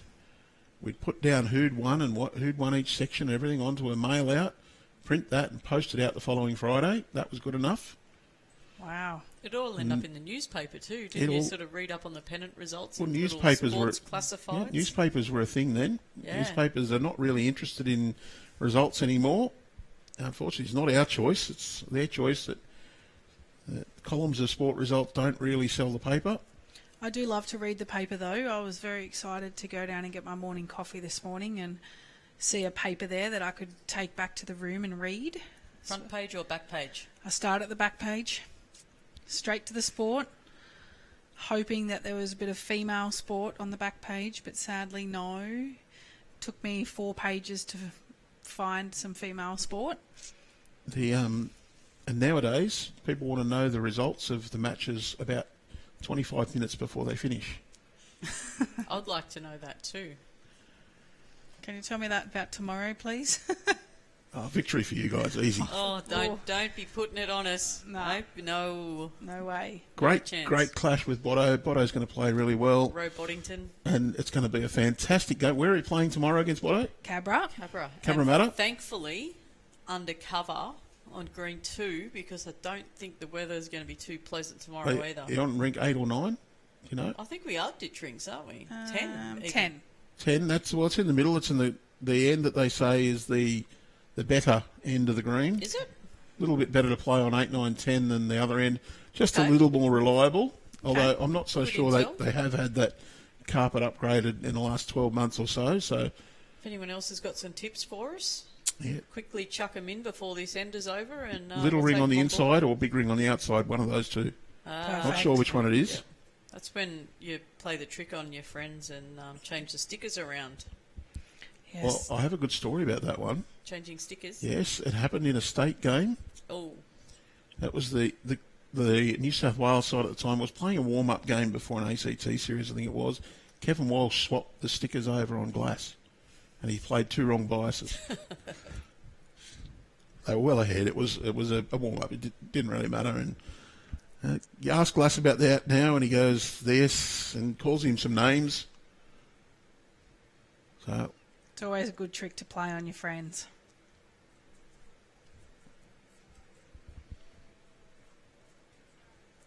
after this week, you're back to finish off the open pennants. Mm-hmm. Yep, back to finish Saturday. open pennant. Yep. And then Didn't see you guys' names down for state carnival. I've never played in a state carnival. I'm guessing it's not really the atmosphere that you want. It's more of a social occasion. It's a time thing too. Like if you work, like the bowls calendar is just ridiculous. Like Yes. if you work, you have to draw a line somewhere. And as much as it'd be the atmosphere does look awesome for state carnival. Maybe when I've got a little bit more time on my hands, when I'm retired, I'll hook into it. But just for now, yeah. When you're a cranky old retired woman. I'm just a cranky old person now, let alone when I'm retired. Just ask anyone. 232 teams signed up for state carnival. We're going to be Wow. using 17 greens. Well, it's actually 18 because there's 2 halves. So we'll count that as a 17. That's Massive. impressive. 928, I think we worked it out. 32 times 4. That's Wow. very 232 impressive. times 4, I mean. Yeah, so that's a massive event in the Foster area. And the ladies who are playing it are loving it, so we'll keep it going. Absolutely. I think it's good for, a lot of the ladies that don't generally get to the opportunity to play in events like this and state titles and Champion of Champions singles either, because they use it as a bit of a opportunity to go away with some friends and catch up with some old friends as well. So I think I've played in it once, and that was many, many years ago. But now that I'm a little bit older and I have to work to pay the bills, I need to make sacrifices on events, and that's one of the events in the calendar that I tend to not play in. Look, the epitome of that for the last couple of years has been Lynn Smith. Yes. So I'm sure you know Lynn. Unfortunately, she's not able to play this year. They send in a request and say, look, can you put us on the ditch rink each game? Now, normally people don't want to play on the ditch rink each game, but it really suits Lynn because she puts her 2 bowls down and then goes out as wide as she can so she can get to the other end and not hold the game up. She battles on to play the 2 games in a day and absolutely loves it. And her teammates every year say, thank you for looking after us and putting us in the ditch rink. We always make sure that there's plenty of access on the greens we allocate to her. Last year, when it was in the Shoalhaven, we made sure that there was one club that the access to one of the greens is just a little bit more difficult. Made sure she wasn't there. Put her on ditch rink, and she said, "Oh, Bombardary, they've got steps down." I went, "No, Lynn, they've got a lift there now. It'll take you right down to the rink you're playing on." She was absolutely ecstatic, and that's the sort of person I love to see out playing bowls. I mean, while you guys in the elite level, you're fantastic to watch, and the competitive edge. Tomorrow when you're going to play Botto, I'm sure there's going to be a very competitive edge there. You know, you get the Discos and the Aaron Tees, the Corey Wedlocks, and even your elite guys from the Terrace going on and winning the #1 pennant in the men's last year, that sort of thing. I love seeing that, but I also love seeing those getting out and enjoying themselves in the Women's State Carnival. A Champion of Champions, to an extent, is a bit of a participation event for a lot of people. They just love the chance to come down and have the crack at the Jen and Natasha. Don't even care if they lose. I've got to play against them. I got 10 shots against them. They might have scored 30, but I got 10. And the rookies is the other one at Terrace. I don't know if you've been there for the rookies. The atmosphere for that event is spectacular. Just the absolute joy of being there. They're just a little delight to be there and watch. Yeah, I remember a couple of years ago, I actually marked for the rookies, the rookie singles, and it was a really good event. But also the other event that I loved being a volunteer at was the para nationals that Raymond Terrace used to hold there, and to see the bowlers there, they were just inspirational. Very similar to Lynn.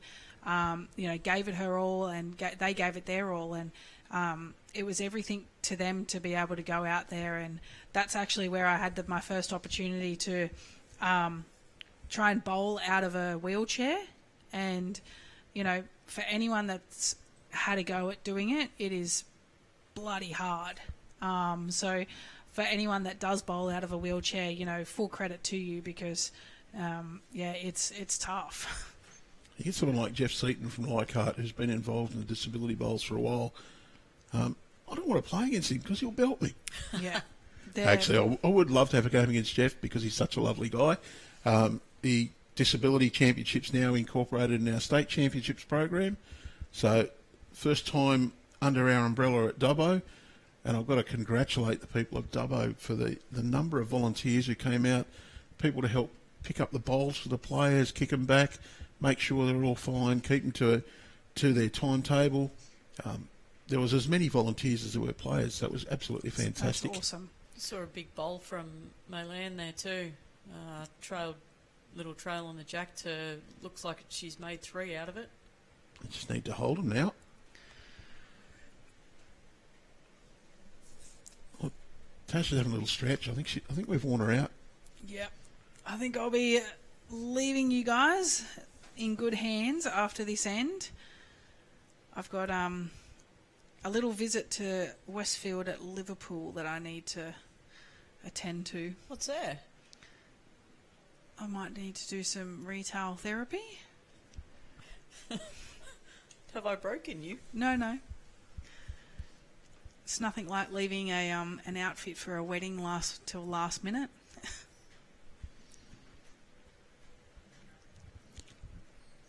I'm not going to get involved in that argument. Nah, we'll just go for a little peekaboo at the shops. Might find something interesting. You never know. Yep. We'll Maybe watch get this end. a bit of fruit maybe to just get you through till tomorrow. Yeah. Something to give you lots of energy for tomorrow's game. Sustenance. And I think I might be on chef duty again tonight. What's for on Leroy. the menu? What's your signature dish? I don't really have a signature. I know that the treat go-to at home would be a roast leg of lamb, because that's the one that the partner loves. What's the signature dish? Potato salad. Well, there you go. She wants me to make the potato salad. Okay. We don't buy potato salad in our house because if we do, people turn their nose up at it. Yeah, it tastes sour, I reckon, when you buy it from Woolies or It's Coles. fizzy. Yeah. It's fizzy. I make it with a bit of mayo, maybe a bit of sour cream. Just depends on what I've got on hand. You got to cut your bacon up just gently fry it and use the bacon and the oil to give your potato salad a nice flavour. Add on your goo, whichever sort it is, whether it's sour cream, mayo or a mix, and some seeded mustard. Yum. Alan's pudding. That's your signature. There is also the traditional pudding recipe from my grandmother. Came out of her recipe book, which came from her grandmother, so it's 140 to 200 years old. The family secret is we don't really follow the recipe, we triple the fruit. Every Christmas, my mum used to make it where she was a bowling club caterer. The year she finished, half a dozen people said, we're going to miss the pudding, so she made them a pudding. 2 years later, she said, I'm not doing this again, when 70 different people asked for puddings. Wow, that's a lot of pudding. It was. She burnt out a top doing it, so she said, I'm not doing this again. Another opportunity here for the Mount Lewis girls. They're holding 4. Could be a bit of an opportunity to make a bit of a move, bit of a change of that momentum to get them into double figures at least. Val McKenzie asking if we can see how the Ballina girls are going. Well, they're on the rinks just up a bit. Can't actually see scoreboards from my position, and they are off camera. It's Hayley McDonald and Marie Grant. Oh, Tasha's got the zoom out on the camera. Not sure. But we aren't really doing any live score updates until we get through till Thursday, when we're all condensed down to Cabra, Vale Diggers. May would really like to chuck another one in here. Pretty well down. Just needs to sit. Oh, she turned that one out. The Ballina girls are currently down 11-13 against Rarilla on the 12th end. There you go. Nice work. So there you go, Val. Special service from Tash Van Holdick. May's got last bowl on this end. If nothing changes here, would you be tempted to actually play backhand underneath the maroon bowl? Just try and get a little touch and bring that back one in as well. Absolutely. I think Mary's going to have something to say about that, though. There's gaps there. Wow. I thought it was pretty well pointed, but there are gaps there. In saying that, though, May has played all 3 bowls on the forehand. Chuck another one in And there. they all count. And they all count. So, I don't, It only brings another one in, maybe. it does. And it seems to be the safer side on the forehand as well, because if you touch it too far, it goes straight back to the other side. So, I think she's played the right shot here. It's sort of one of those free kicks, isn't it? Yeah. She gets under that front one. Weight was good. Well, it's the penalty from in front that you missed. Who knows? The white one could be in yet. Well, if it is in, then... Well, that's 3 they've taken out. That's 4 they've taken out. 4. It's just the 4. Well... Double figures. Game on. Alrighty, team. Thanks for putting up with us. No worries, thanks, Jen. Well, my old schoolmate Cam always said, keep your opponents under 18 and you'll win most games. Oh. Okay. That's not a bad theory, is it? Okay, yeah. More for the 4s than the pairs, but... Might try that one tomorrow. Thanks for that. You keep Botto to under 18, you've got a chance to win. All right. Okay, I can do that. Challenge accepted. We'll see how we go. Yeah. It's going to be a tough game. It's going to be a It will good be. game. All right, so the Raymond Terrace Terrible 2, Yes, that's us. the dynamic duo, Jen and Tash, thanks for joining us and giving people a relief from the boredom of listening to me. Thanks for having us. And you're welcome back any time, but you're probably not going to get a chance this week because you're planning to play until Friday morning. Oh, that's a plan. So you've got your 1 session off this afternoon, every session now booked up. So good luck tomorrow, Thank you. and we'll talk to you guys sooner or later. Perfect, Awesome. thanks. Thank you. Cheers, guys. Cheers, guys. Well, we do hope everyone enjoyed our special guests. I certainly enjoyed having them here. And Jen, Nobody stole your coffee this time either. Billy's not here. She didn't get one, that's it. Well, I've let her down there, not got her a coffee. See you guys. So we'll continue on with the game. We've got 8 ends left. It's 19-11. Mount Lewis trailing Glenbrook Panthers 11-19 after scoring the last end. Good fight back from the Lions, and there's a few people there cheering them on. Just as many sharing Glenbrook's joy. Notice there's a fair few jumpers out there. It's getting a little cool outside. Quite overcast, only 3:30 in the afternoon, or just after.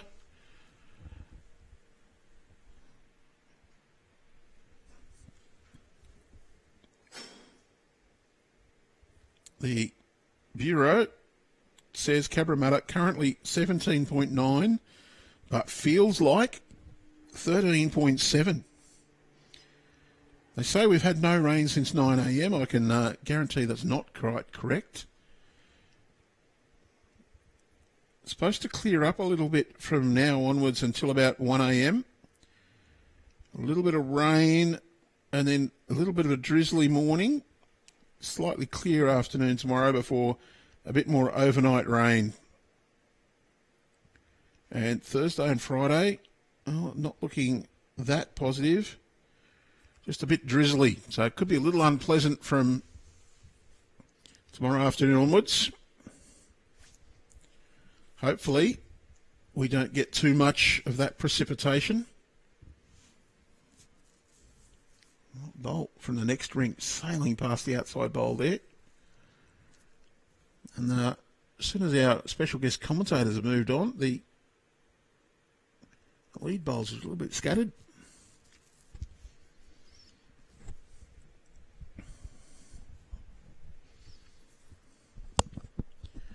So we will have a feature game tomorrow morning. Will be a knockout round. I'm pretty sure we're back on the women's knockout round tomorrow morning.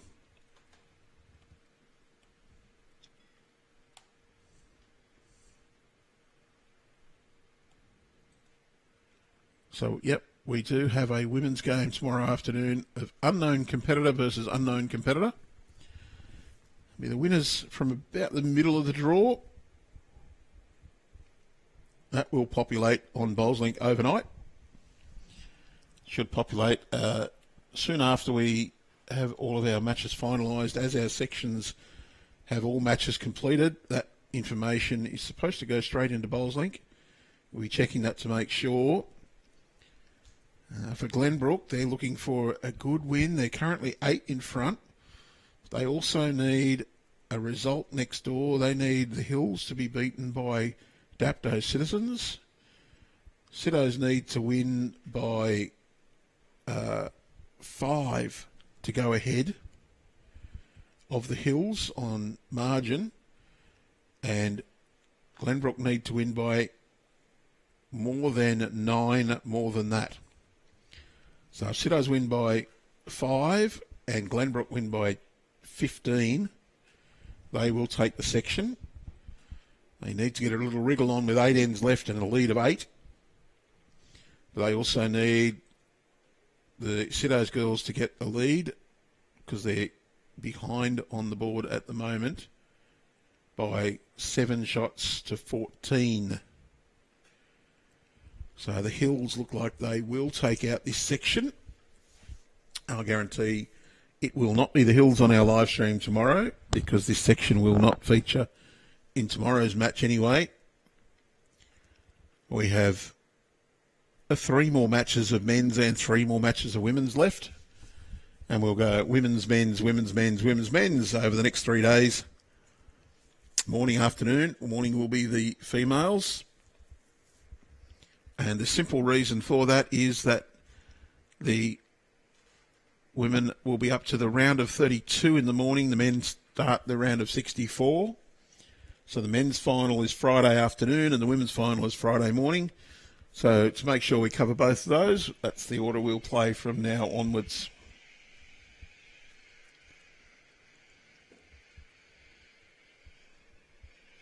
Mary Auld has shot. Tessa Cooper, obviously a Mount Lewis fan.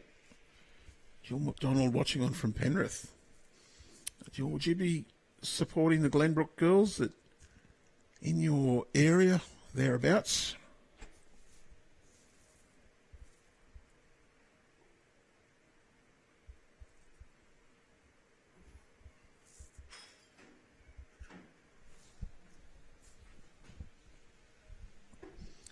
Well, for those watching for Cowra, they are on the next rink over. You did just see the scoreboard in the background. And the Balliners on the rink adjacent to that, I think, yes. Well, Mary Auld has drawn shot. Pretty good effort. Susan Armour. She'll play the backhand, just trying to get down and match Mary's bowl. They are holding one.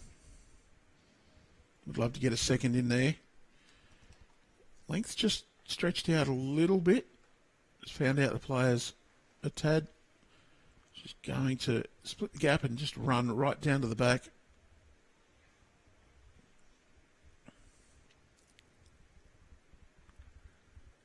And May.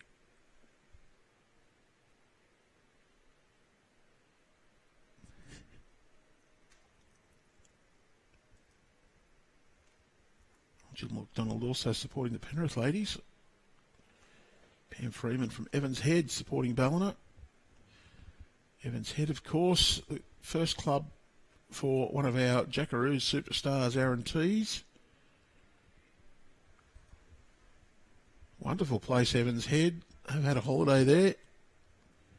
Lovely caravan park right on Air Force Beach. Good fishing, good swimming. And a lovely little town.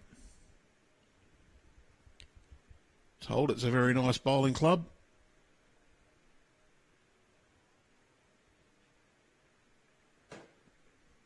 Some nice people from there.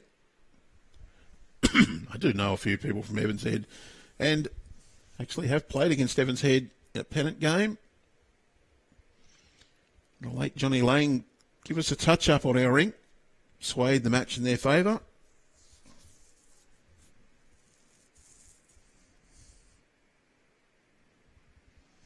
That's one, maybe two to Glenbrook here. The Mary Auld red bowl just to the right of Jack, about Jack High. Definitely counts. The black behind Jack High off to the left. I think it may be pretty close as well. Not a lot to beat there from Mount Lewis, so May, she's going to go forehand. Got a chance to turn her own bowl up here. Might be looking to try and take the shot out or trail the Jack back. What's a difficult shot on this hand with that weight.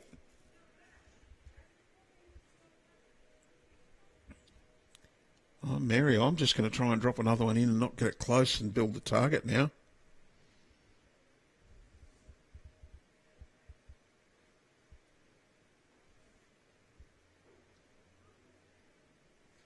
She's going to fall in behind.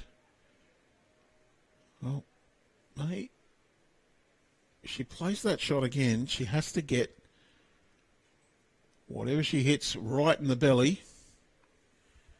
Gets a little piece of this Jack. She could force it down more. She's just taken a bit less weight, but missed again. Mary Auld, this is a bit of a free kick for 2 or 3.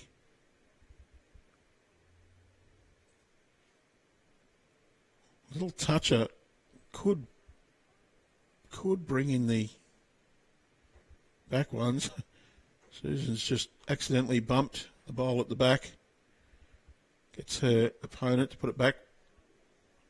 The opponent gets to put it where they think it was. You break it, I fix it. So it is definitely one. It is a bit cold and a bit breezy out there. It's a little bit tricky conditions. We heard from Tash and Jen that they played at Guildford this morning and there was some quite heavy rain. Actually had some delays in play. A bit more fortunate here at Cabra Vale. We didn't lose any time. Did have a shower for maybe 5 minutes, maybe up to 10 light rain. Not enough to force the players off. That one's the second shot, and we'll look at the back one, but it's well out. So it's another 2 to Glenbrook. Marching towards a well-deserved victory at this stage.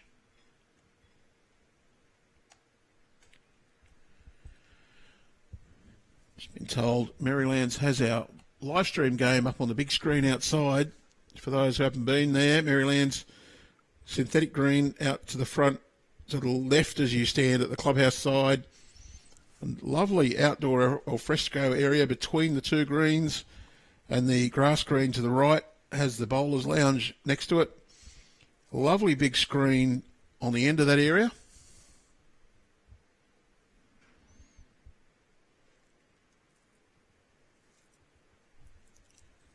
They had the platinum sides up on it and the grade 3 pennants when I was there to stream the Lions and Magic game the other night. Good area to view sport on that big TV, and they've got this game up there. Fantastic.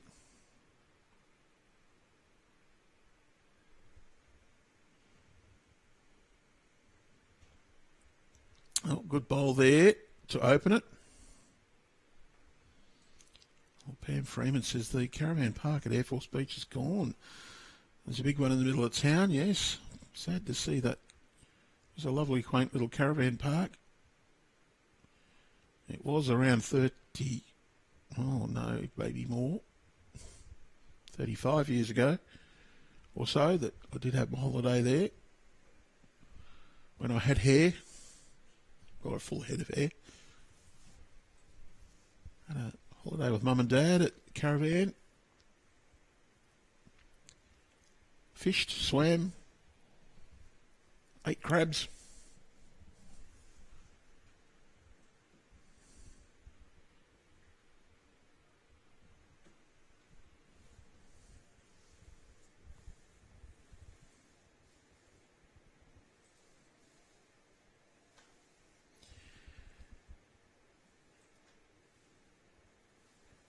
Well, East Inson says, what, no replays of hot shots on that big screen? Well, apparently they're running on the other 62 TVs. Lee's trying to get that up to 1 million views.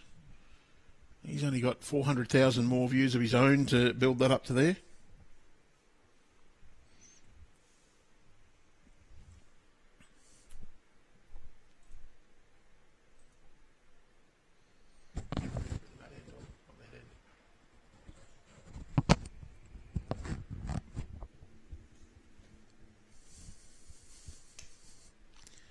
Little face palm there from the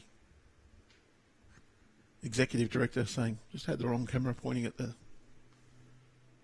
It's a great view of the mat, but it does show the flags just fluttering in the other end.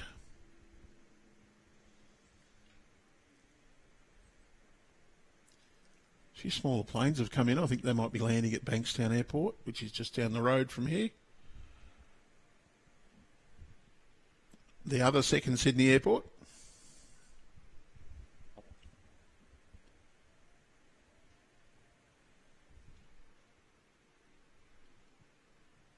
So Mary Auld drawing in beautifully here. Just wants to get to that bowl. Well, that is a cracker.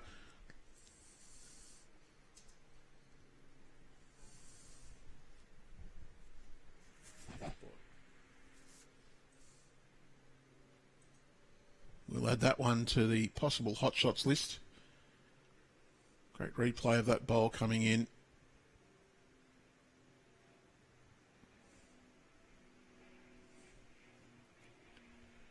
Oh, May, she's got some intent on this. Oh, well, she's got the split and a little unlucky. She's still 3 down. Got a touch on the jack. And it's still hidden. Well, I think she may feel she deserved a better result there. That was a great effort, but no luck.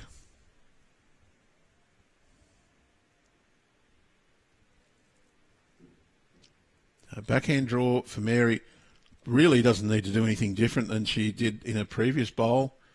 She's got her own jack high bowl there. Well, she's turned around and said, no, I haven't quite got this one right. I think May really needs to draw here. Backhand can get inside that black bowl. That one's jack high. Good guide. All you're doing is being confident with your draw. If you're a little bit tight, you've got a couple to sit on, but you're trying to draw to the jack. Very well pointed. Just going to be under the line. Get the edge of that, which will run a further across the head. So it's not a bad effort, but it's ended up quite a distance from the jack. Well, you're probably very unlucky not to get a slightly better result with both of those.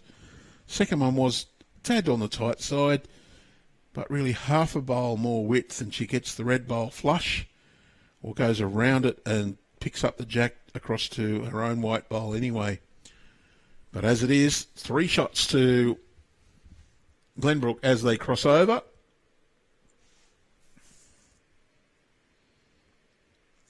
And if you have just joined us, you're watching the 23-24 Bowls New South Wales Champion of Club Champion pairs. We're coming to you live from Cabravail Diggers. This is women's round 3 in sectional play of section 21. We've got the Glenbrook Panthers team, Susan Armour and Mary Auld. They're taking on Mount Lewis's Louise Stenhouse and May Lamb. It's 21-11 in favour of Glenbrook, with 14 ends of our 21 played. Susan, brilliant weight, is just under the line. Glenbrook can steal the section, but they're relying on the adjacent game. They need Siddos to beat the Hills. The Hills were comfortably in front, not outrageously, but just comfortably in front earlier. Glenbrook would need a big win should Siddos prevail in that game, though. This one is on a good line, and she's just going to fall that bit short, and I think there's still 3 down. Well, choice here for Glenbrook. Do they play forehand or backhand? I think I'd be tempted to stick with the backhand down to my own bowls, get another one in that head. Have opted to switch over to the forehand. Probably not a bad decision, though, because they can get right back, cover up the trail. But she's not going to get past those bowls. Crashes on the short one.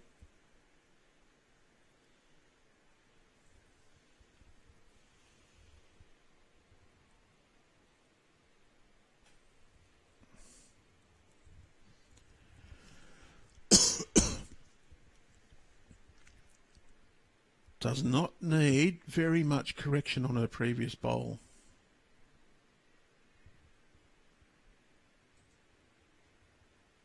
Out on a good line. If her speed's okay, she'll be close. Chance here. Well, up and over her own. Possibly still 3 down. Well, the Mount Lewis pair have given chances to their bowls, and they've just not quite got the right angles on their hits. 2 good bowls from Louise and no result. Not quite perfect as the answer, but wow, they gave them a chance.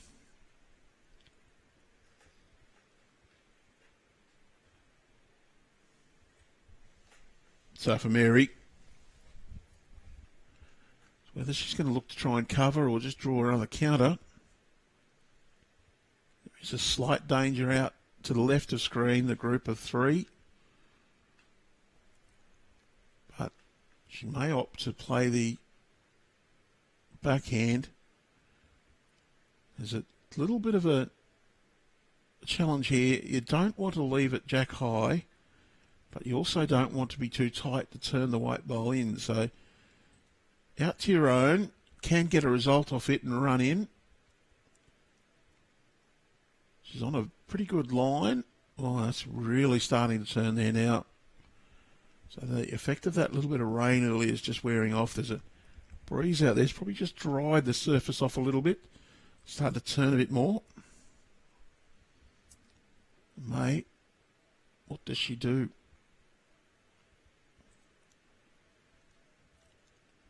Going to reach. If she gets the white bowl, it's going to be good, but is she going to get it? Yes, she is. Onto the white bowl. Fallen in. That might be 2 to Mount Lewis now. Well, she says it's 3 down. Well, the black bowl at the back must be further back than I thought. But there is a good chance here for Mary to play her backhand. Confident draw, can sit the shot bowls on the side. Touch is good. Any contact gives her a chance to score. Needs the contact. Oh, and she sat the black one back. Probably definitely 3 now.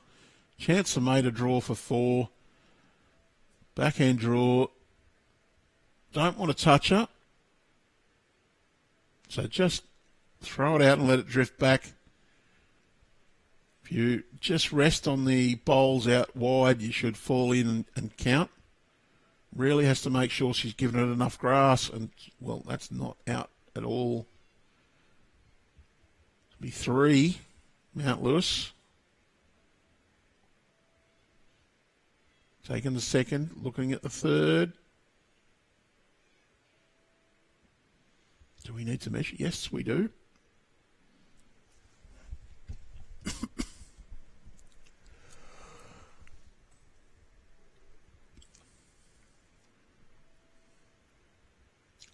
Conceded the 3.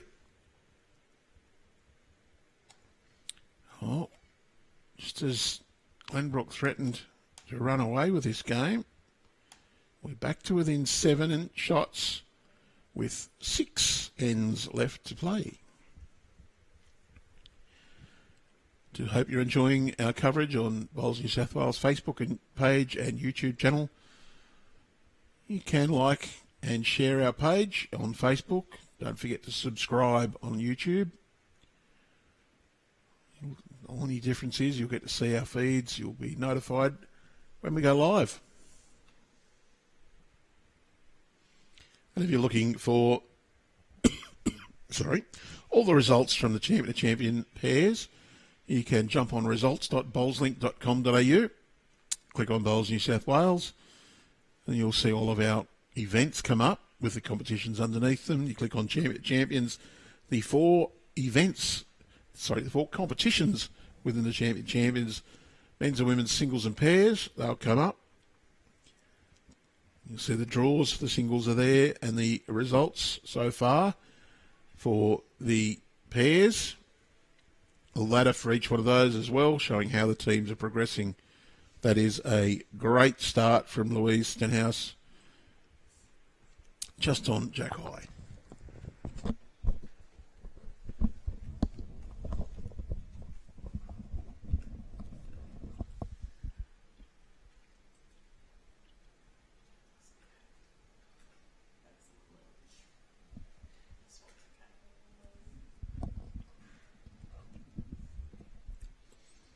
Well, just splits the hole, goes straight through.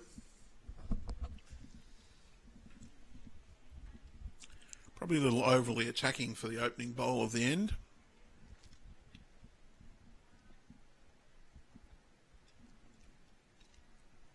May not have been deliberately that quick, but at least it is finishing behind.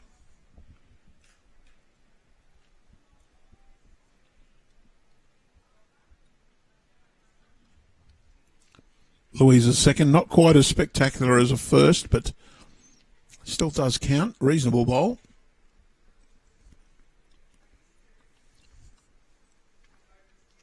Susan will be looking to take a few metres off. Probably need a bit more grass than that one. Hasn't corrected a line quite as well as she would have hoped. The weight correction is very good. Probably just a little bit on the short side this time.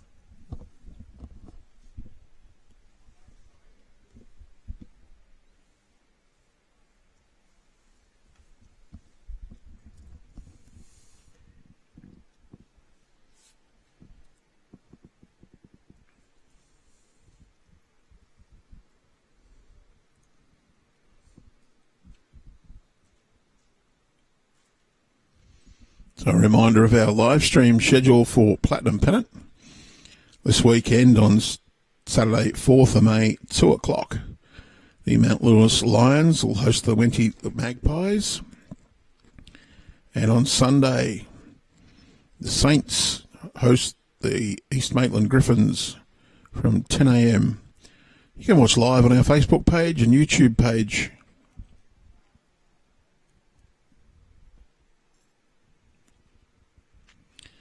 May, also a very attacking line. Just going to go underneath.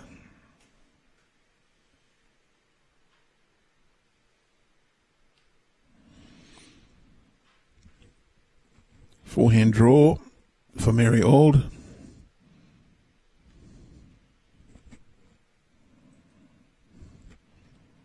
One down. Just looking to get a good second shot. Just underdone the weight a little. Very good line. May will be looking to draw this time. Get a good second. Under the line again. And actually has added a bit of weight on from her first effort.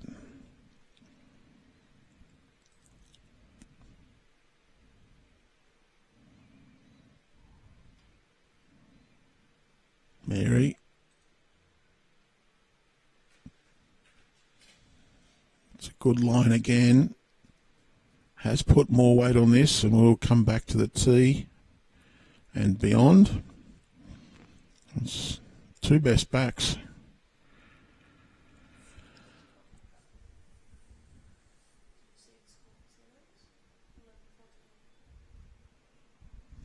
Glenbrook will be looking on to the adjacent rink, and they will have seen that Stenhouse have just caught up to the Hills a little. It's now 11-14 after 15 ends. Glenbrook will know they will need a good, solid result here. Should Stenhouse manage to overcome the Hills, Glenbrook can leap to the top of the section, but will need a fairly good win.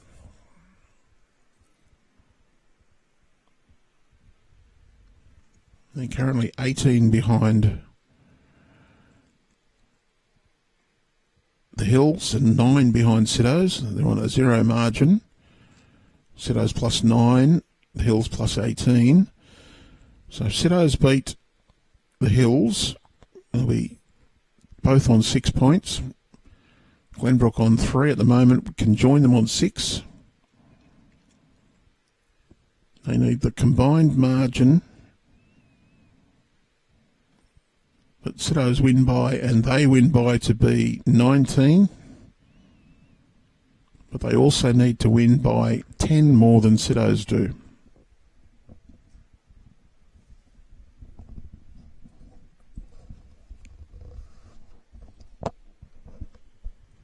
So knowing that they probably need to win by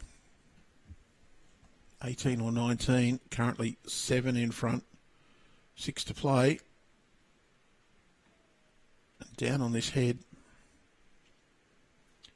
I think the important thing for Glenbrook is not to chase huge shots straight away. Try to accumulate. They score the next 6 ends.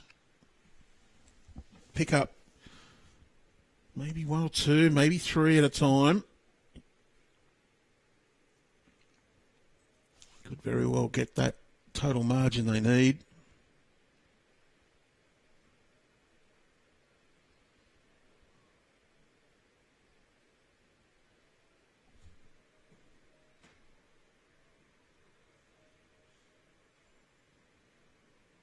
Now they can win by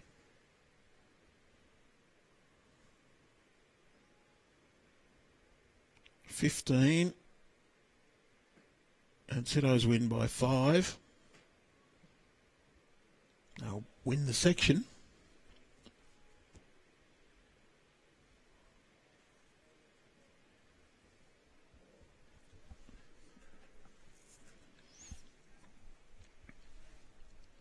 Now, holding shot now with Susan Armour's bowl there. Great effort.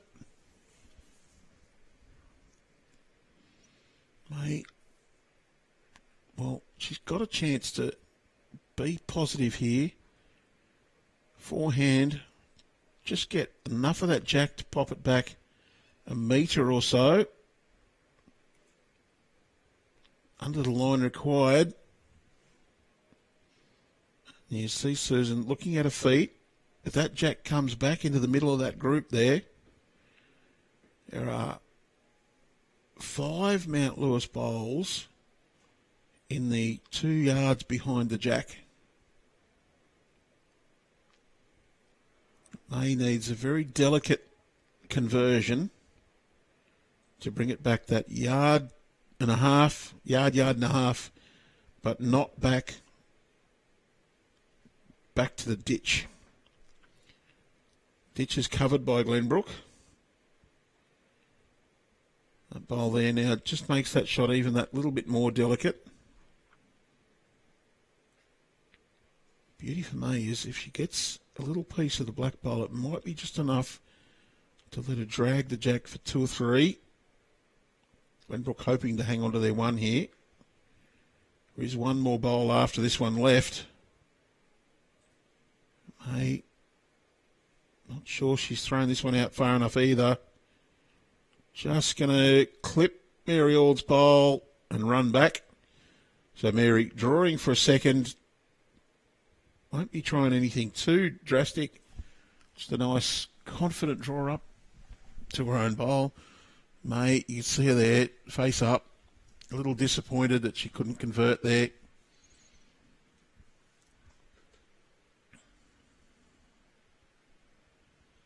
And nowhere near that one.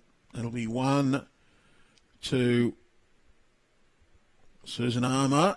And Glenbrook will go 1 shot further ahead with 5 ends left.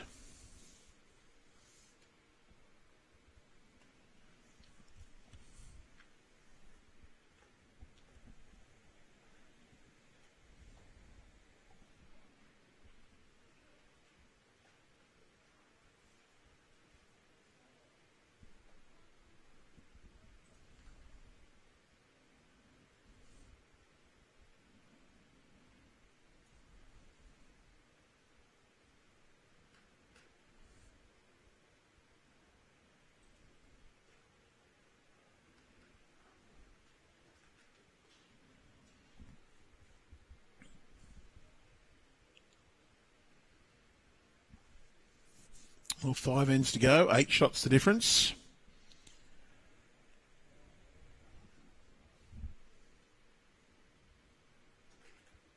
Mount Lewis looking for their first win. They are certainty to not proceed. They cannot finish top of the section.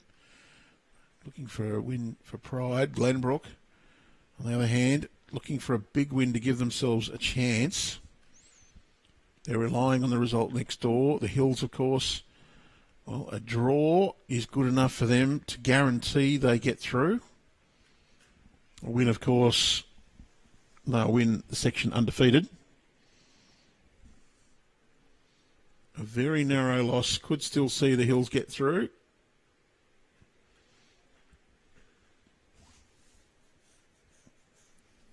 Siddos needs a good solid win to get through. And Glenbrook needs Siddos to win and them to have a win to leapfrog to the top. And that'll all play out over the next few ends. And it's a pretty good start from Susan Armour with her bowls right near the jack. Louise Stenhouse, well, she's behind with the first one. Got the position. Not too badly pointed here. Wants to get down to the jack. Great bowl and a toucher. Drags it in behind. Makes her first bowl even better position.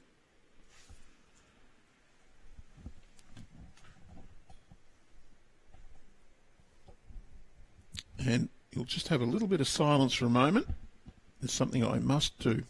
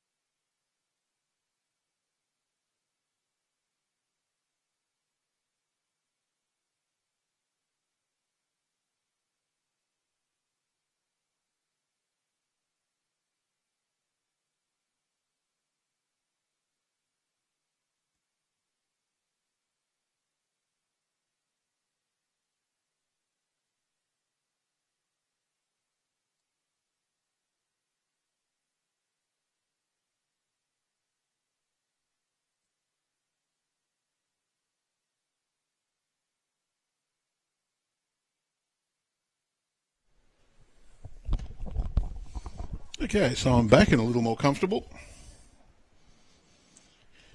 Cheers to everyone who's tuned in to watch on the Bowls New South Wales Facebook and YouTube channels. We do appreciate you taking your time out to enjoy our sport, which we love to bring to you. A reminder, if you do see someone trying to get you to click on a link in the comments and it's not Bowls New South Wales, don't click on that link. They're probably trying to scam you out of your money. Certainly never enter a credit card number. Well, Louise, a little quick on that one, has just pushed the jack away from her white bowl back to her other one. They have actually increased the count there, but has opened it up a little more. Chance for Glenbrook to draw a good second. They lead by 8 with 5 ends to go. They know that an 8-shot win's probably not going to be good enough for them to get through. Well, it's definitely not going to be good enough, an 8-shot win. They need to win by at least 10 to have any chance. And probably a few more than that.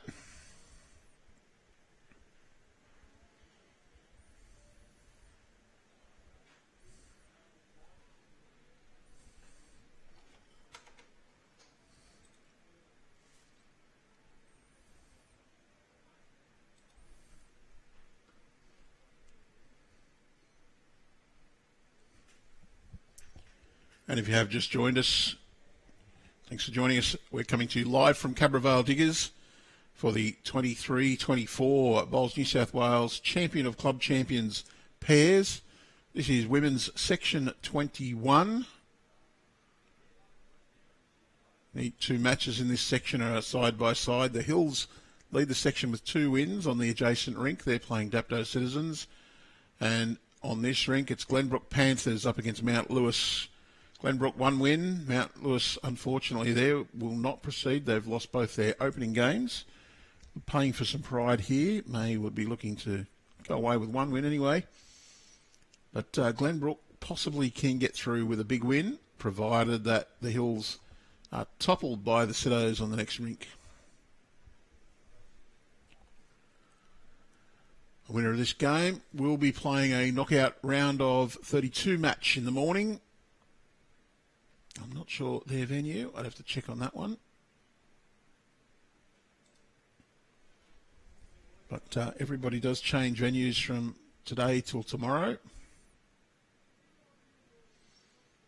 Of course, matches being played here at Cabravale Diggers, also at Cabramatta, at Mount Lewis, St John's Park and Marylands, and today also using Marylands, their parent club of Guildford. We're using the greens at Guildford as well.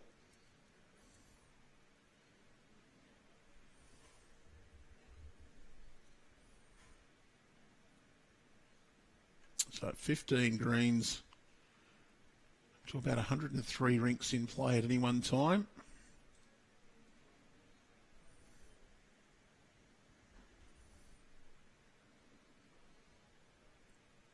And we will be able to see the Hills scoreboard in the background when we get to the other end. And camera on the player delivering will show a couple of background scoreboards, just depending on where they put them at. And that is a great bowl from Mary Auld. If she's not got shots, she's got a good second. Louise Stenhouse will have a look and advise May Wan Lam.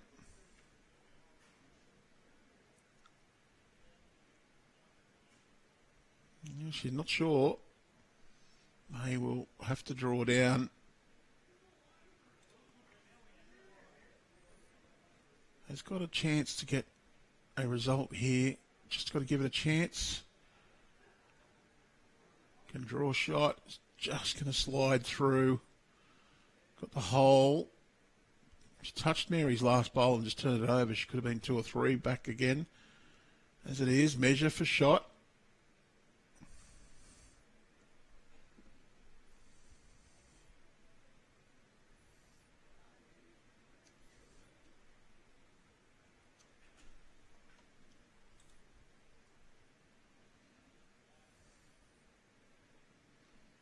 see that measure there. Just a very slight win for the White Bowl. So it's 1 to Mount Lewis on the 17th end. A single shot to Mount Lewis. It's now 15-22. 4 ends remaining. 7 shots the difference.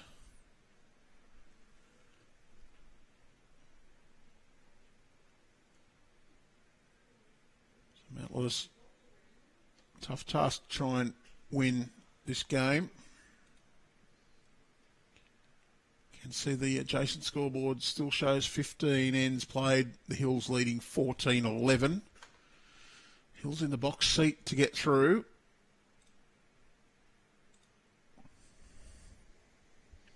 Hills 2 wins plus 18. Stenhouse 1 win plus 9. And Glenbrook 1 win all square.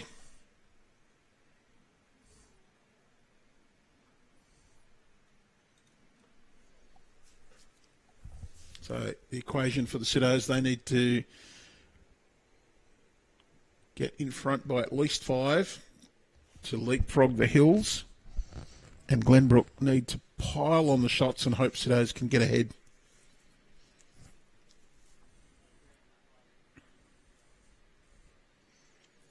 If Stenhouse win by 1, I reckon that Glenbrook will need to win by 19. So getting into the difficult category now.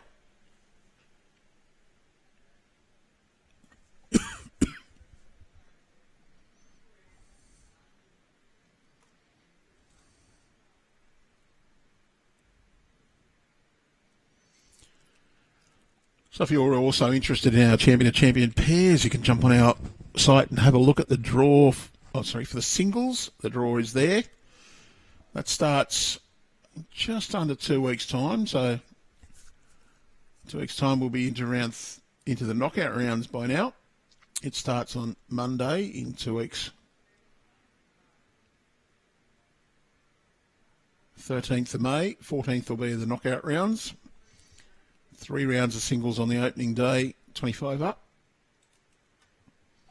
And we're at the same 5 venues that we are today. If you're interested in those draws or the results for our champion pairs, there's a few ways you can get to those. You can go to BowlsNSW.com.au. So it's BowlsNSW, as in Bowls, New South Wales. When you're at BowlsNSW.com.au, point your mouse at events.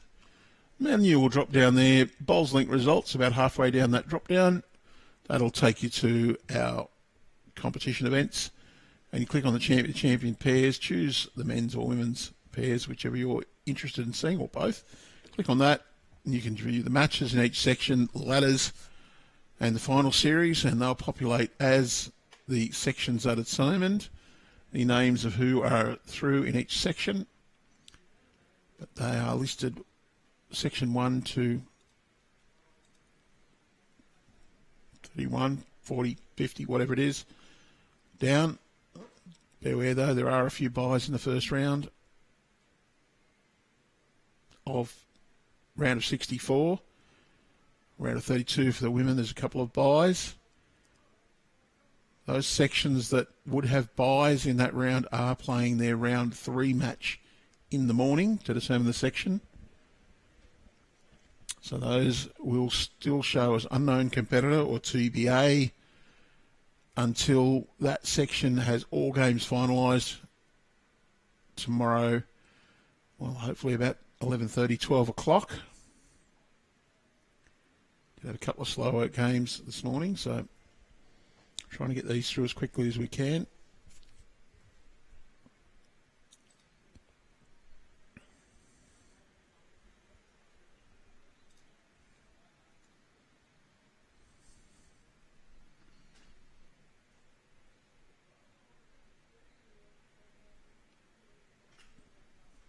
May crashes into the short bolt.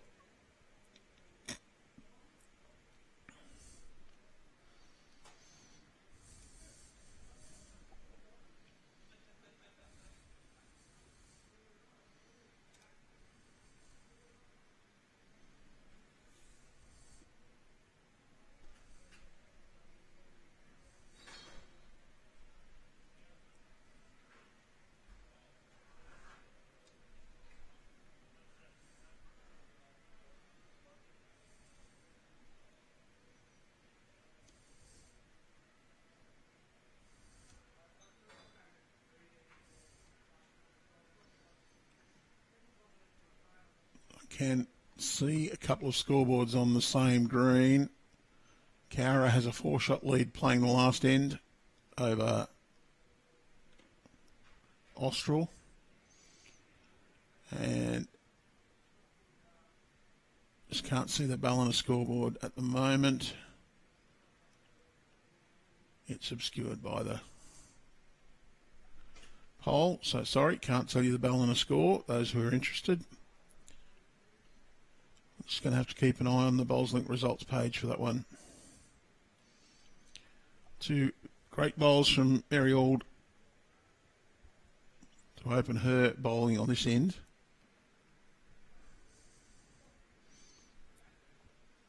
Louise finishing in behind, good home.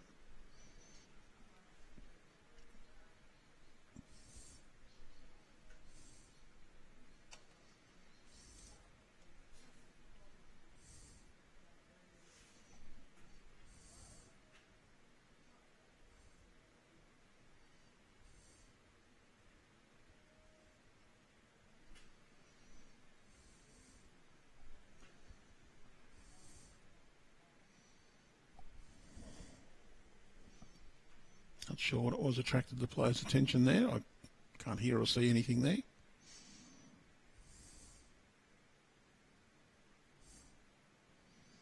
Something rather amusing anyway.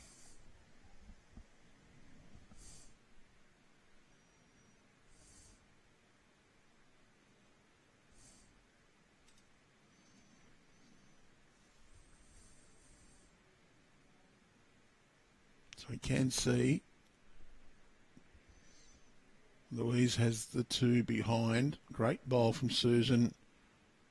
Just does fill in the gap though.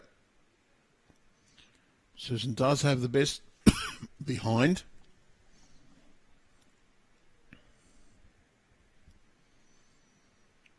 Holding 3 is Glenbrook. Mount Lewis here. They'll play positive draw. There's 3 bowls, a big wall to crash into there. All sorts of possibilities open for a result, just to crunch into those and hope that you get the right angle to stay and not just fade under and slide through. So a chance for Susan to add another. Mary suggests she play the forehand, gives her an indication of just behind, so that'd be a good place to finish in case May does crash into those bowls and push them onto the jack. One there to catch that jack.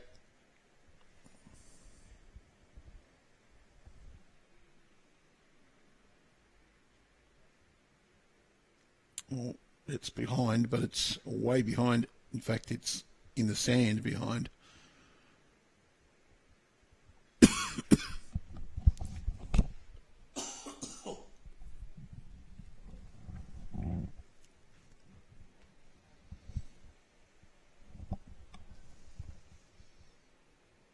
So we'll see Maywan Lamb, backhand, reaching. Would hope probably to get the split on the centre red bowl and black bowl. Just turn them away, follow on and trail the jack back a yard or so back to her 2-3 bowls. Can get a result by punching the shot bowl onto the jack as well and spearing the jack further back, as long as it doesn't go all the way to the ditch. So, balancing act between being aggressive and tempering that aggression to get the right contact.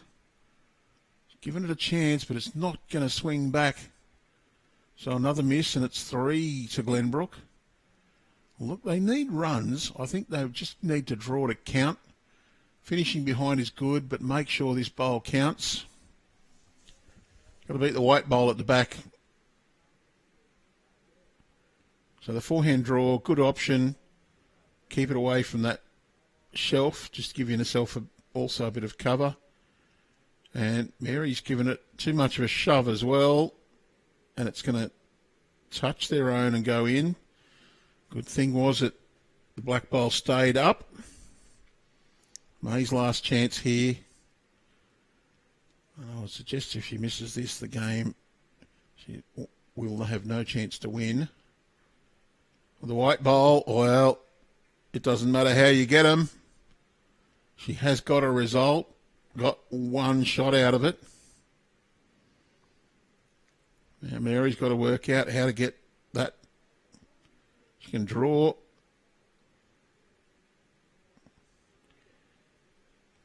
An aggressive shot may just backfire too, because take your own bowl out, you're going to be dropping a 3. They do need the runs. This looks quite a tight line. Needs to miss that one. Chance to get a rub? No. So it'll be 1 to Mount Lewis. Yep, 1 is agreed on.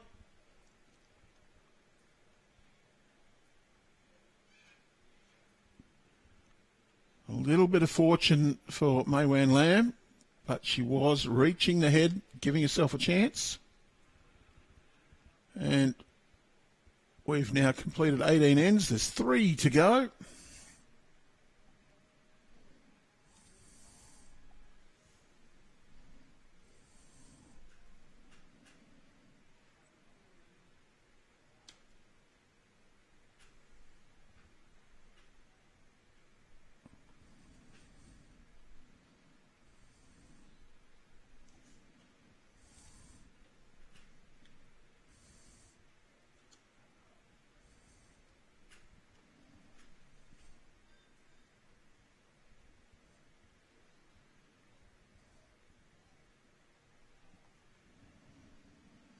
Louise.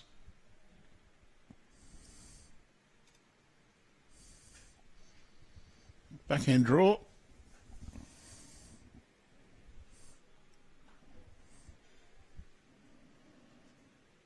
And it's quite a reasonable opening bowl. Just going to be a little bit short. But being the first bowl, it is shot. So Susan will follow her down on that backhand side. Looking to get inside.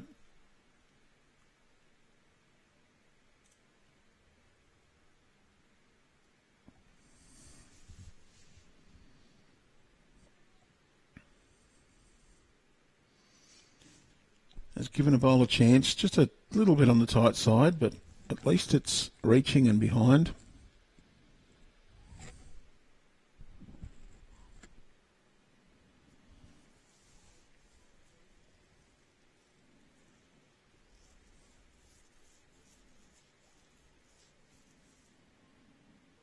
This looks a good line from Louise Stenhouse. Wants it to come back and keep running. It'll count for 2, 1 on each draw.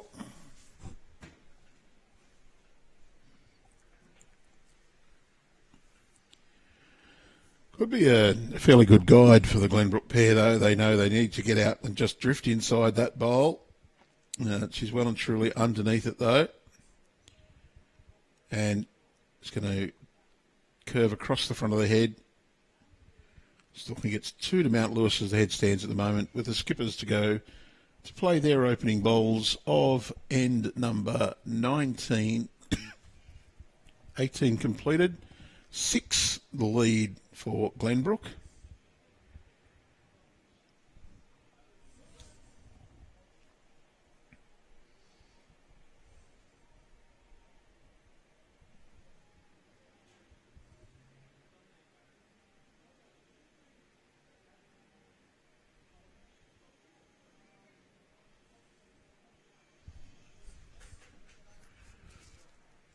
Can May add to this count? Should still be hoping to register her first win of this tournament. Looks to be a little bit speedy and has punched the jack back. I'm not sure who's shot there now. It's a fair bit of distance.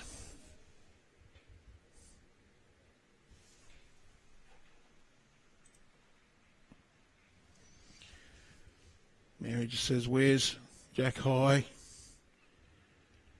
The white bowls, that was nearly a full arm distance, nearly 2 metres indicated.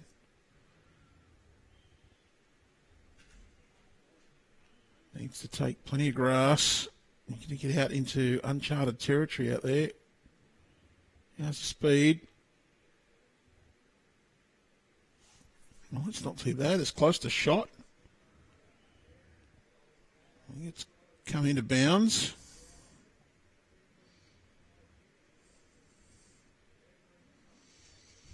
May knows she just needs to beat that one.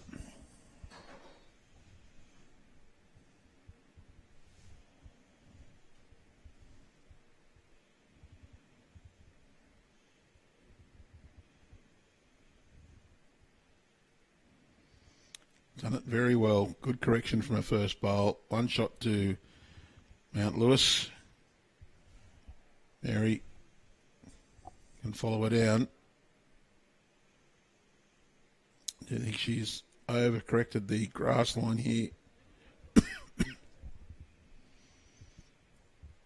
Turning quite quickly once it cuts the head. Be right across. Weight just under as well.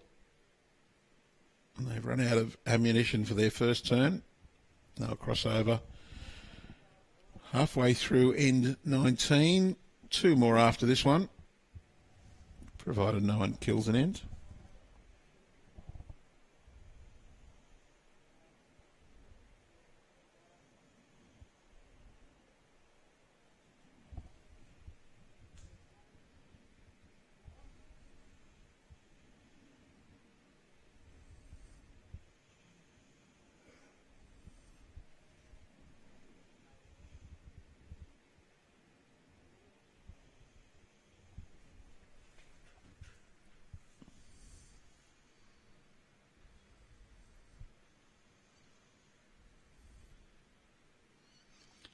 See a number of games now reaching the conclusion.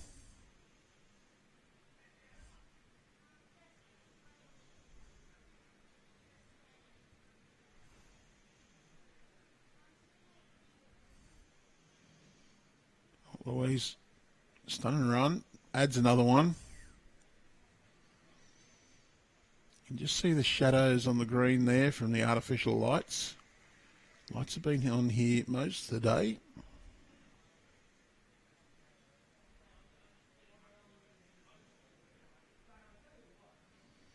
Quite a good set of LED lights in operation here at Cabra Vale Diggers. It's pretty well pointed. Just going to go under the line. Louise doesn't need to do anything different from her opening bowl. Sits on her own. She'll make 3.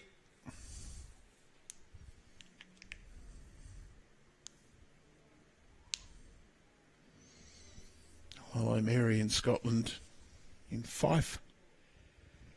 Thanks for joining us again. Another one of our Bowls Tragics. A top fan. Louise underneath the line. One advantage is covering that black bowl of Susan's.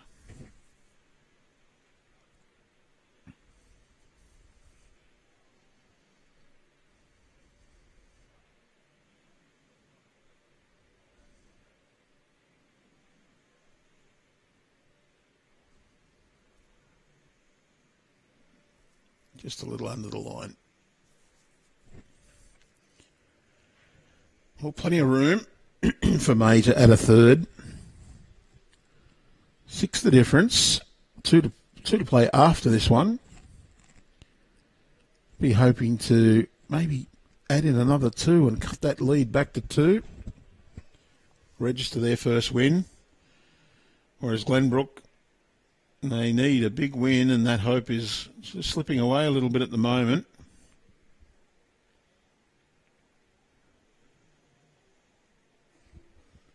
These free-running greens here at Cabra Vale are true credit to Active Turf Care and Gav Burston and his team. They've done a great job in preparing them for this event.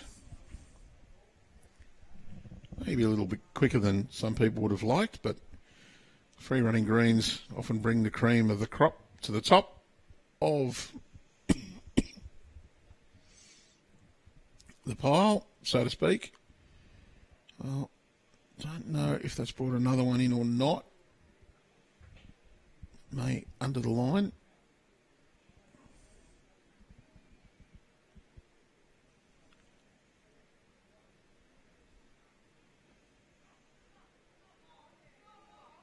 Grass line looks quite decent. It's just a hold down to the jack. That's pretty fair effort. It'll make sure it's only 2. So it needs to play a good draw shot on that backhand side. Can play with a lot of confidence. A touch is not going to hurt her.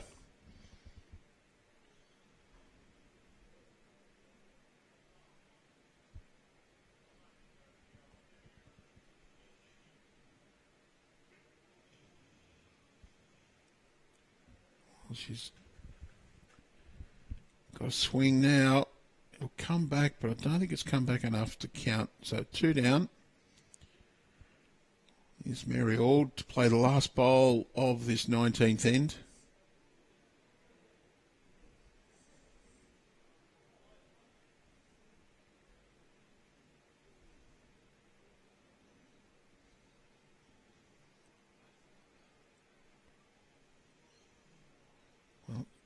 She's corrected off a previous, but just left that grass.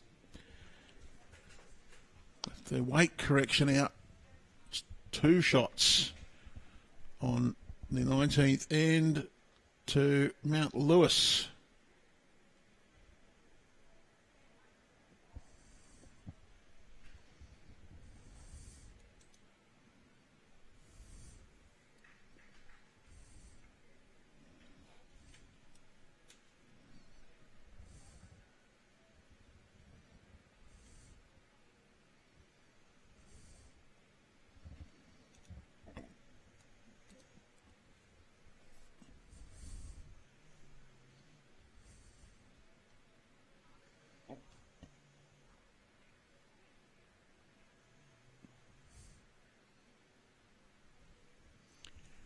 We're pretty much at the tee, maybe 1.5 metre short of maximum length on this green.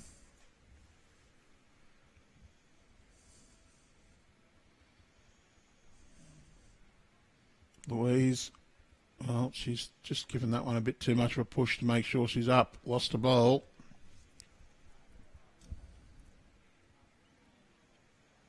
Still 4 shots in front. The Hills next door with 4 ends to go. So the Hills very much in the box seat to take out this section to progress to the round of 32 in the morning for the women. A reminder, not everyone's playing their round of 32. Those sections that have a bye in tomorrow in the knockout round opening stage, they have their round 3 tomorrow, and then we'll go into the subsequent knockout stage after that. So that's the men's round of 64. Plenty of sections still playing their 3rd round tomorrow morning. And the women's round of 32. There'll be a few sections playing their 3rd round tomorrow morning.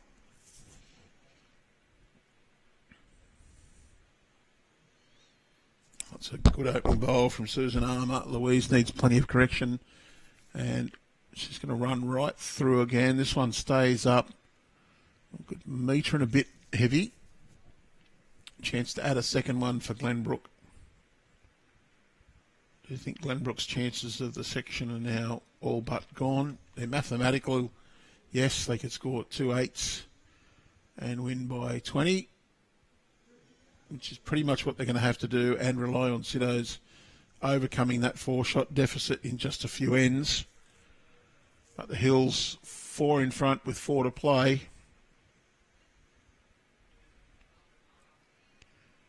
So to win the section, Siddo's needs to score probably 10 or 9 unanswered shots.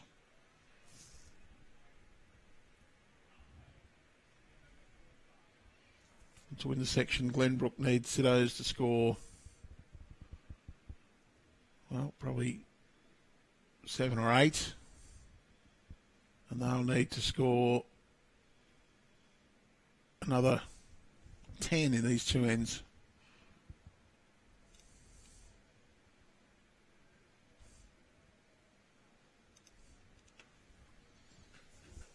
Maybe 11 even.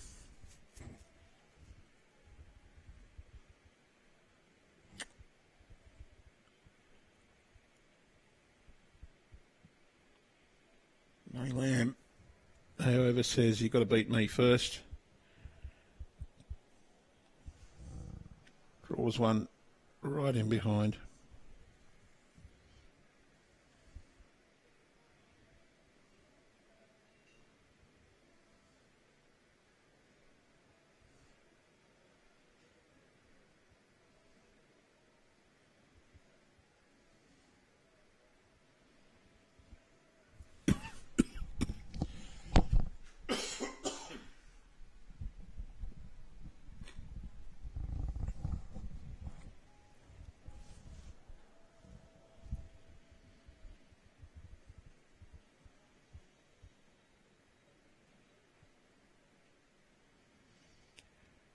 Can May repeat her previous bowl?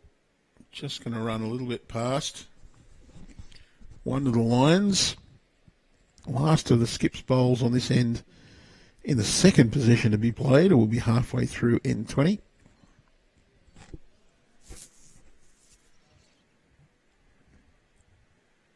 This one looks a little under the required line for a draw shot. She's got a bit more weight. It might be okay, but it's going to really cut across the line now. They go once you're under the line. One of the Lions, 4 bowls each team left this end. And then one more end.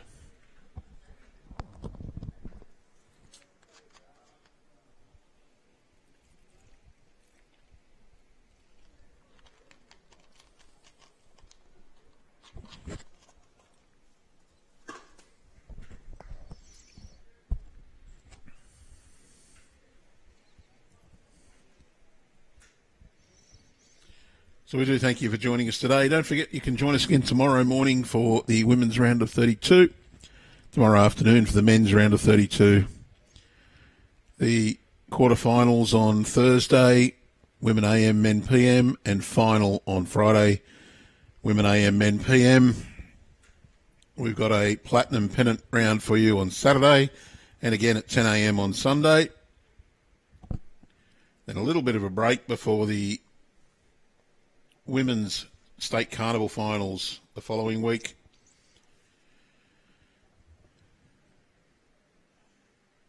Backed up by the champion singles, and then platinum finals on 17, 18, 19 of May. 13 to 16 for the champion singles.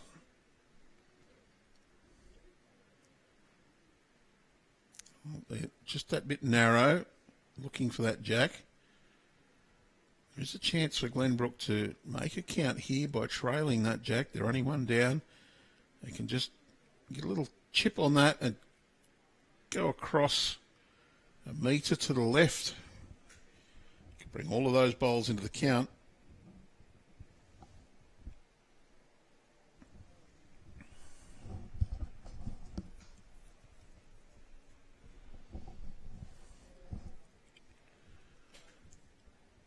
Louise, well, she's fallen short. I think at this stage you roll the dice and say, well, we need a big win, let's go for it. Backhand run.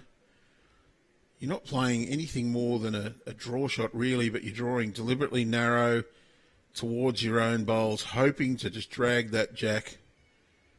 Probably a little bit quicker than you wanted, but it gives it a chance. And if you get the jack onto the green bowl there, the rattle around might just give it the slowing down of momentum enough to chip across and bring the 4 bowls in for Glenbrook. Whereas for Mount Lewis, they just need to get another counter in there. Get a couple, 2 or 3 this end and give themselves a shot to claim their victory on the last end.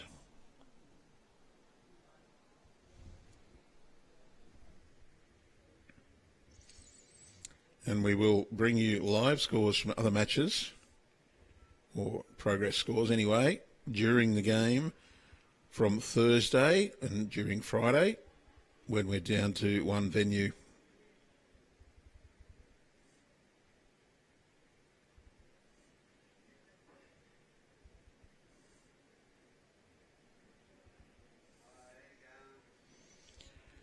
Well, May has played the shot for them. Glenbrook now holding, or maybe 3, possibly even a 4th.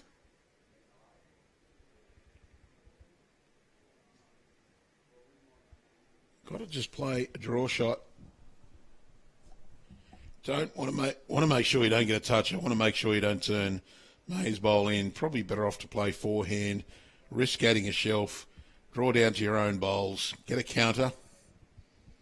Just try and load this head up. Your only hope to win the section is to get a couple of big counts and hope that the match goes your way with the right margin next door. Currently 4. Try and draw another 2 in and make 6 and hope that May doesn't upset the apple cart.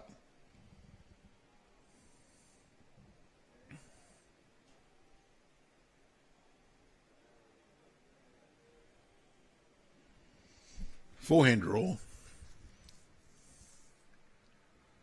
Give it plenty of grass. Get it out there.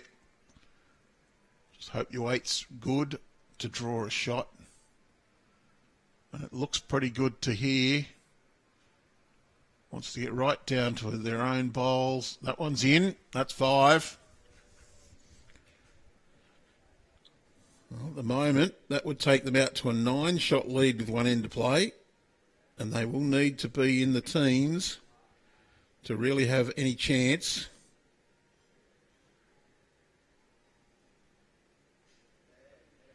They do have 9 shots to make up on Siddos, so they need to be into the teens so that any win by Siddos doesn't launch Siddos to the top of the table.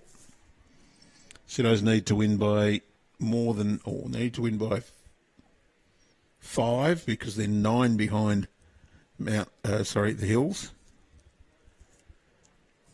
And the combined Siddos margin with Glenbrook needs to be 18. Or May, don't know if that's made any difference. I don't think it has. Mary needs to draw for 6. May all be in vain though, because the Hills were 4 shots in front with a few ends to go next door.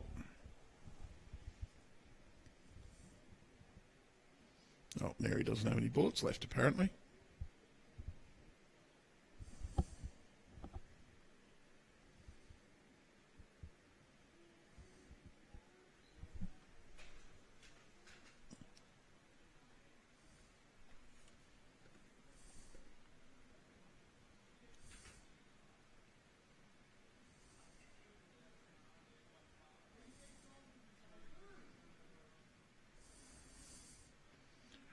Well, Mary Auld has opted not to play her last bowl then.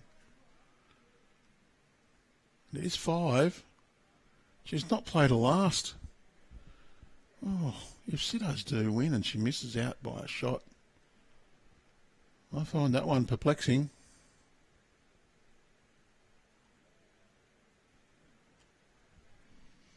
Runs would be very valuable, but she's opted not to fire the last bullet. Could have made 6. No, holding 5. She'd drawn one with the last.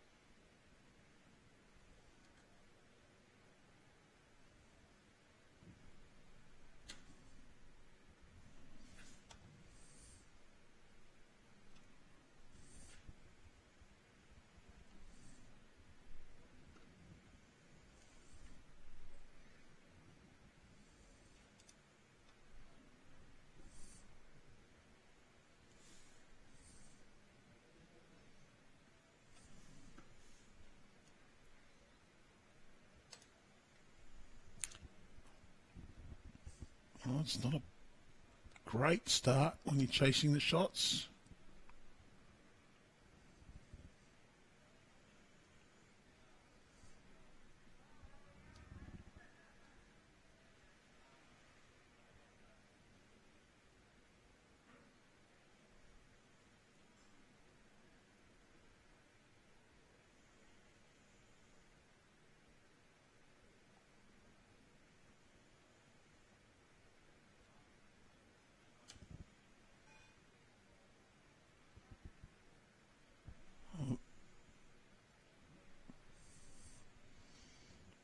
Short bowls.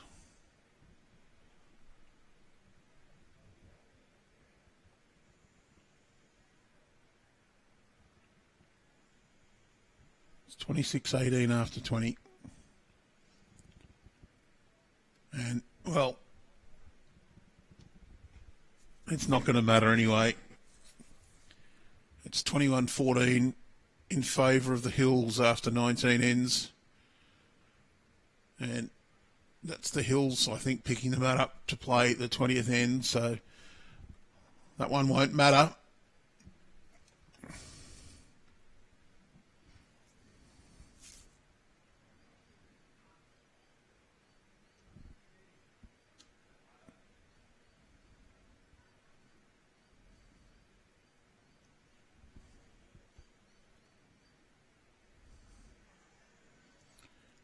The neighbouring games are completed. So we're on the last end. 8 shots the difference. This section actually now pretty much decided. The Hills, I think, have an unbeatable lead. I think they won the previous end, so they're more than 8 in front. Cannot be toppled. And it is getting rather dark outside. The light's really taking over on the greens. And that's actually very well lit here at Cabravale Diggers.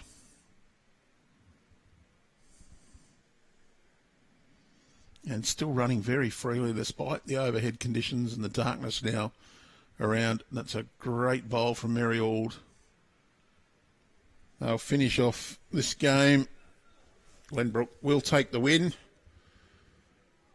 That was not going to score an 8 from here. Famous last words, perhaps, but haven't seen any killed ends so far, and there's no way they can score an 8 now. There's just too much spread in this head. We're halfway through the final end of Day 2, round 3 of the women's pairs in Section 21. So we do thank everyone for joining us. I'll do some signing off already. As soon as this game finishes, we'll cease transmission. Don't forget to join us tomorrow for the knockout round of 32 for the women, and tomorrow afternoon the men's round of 32. TBA, keep an eye on our Facebook page and we'll be able to announce. Well, we'll probably announce who's playing, but it certainly will be on our Bowls Link results page. You can click on the results.bowlslink.com.au or get the link from pointing at BowlsNSW.com.au, point at events, drop down to Bowls Link results. Fortunate little rub off her own bowl for Susan to come right back to the jack for a couple, maybe 3 shots they are now. You click on the event's name, which is the 23-24 Champion of Club Champions. Within that event, there are 4 competitions set up, the 2 pairs and 2 singles in the men's and women's each. If you click on the men's or the women's, whichever one you choose, probably the women's, you click on that, you'll see final series, one of the options at the top.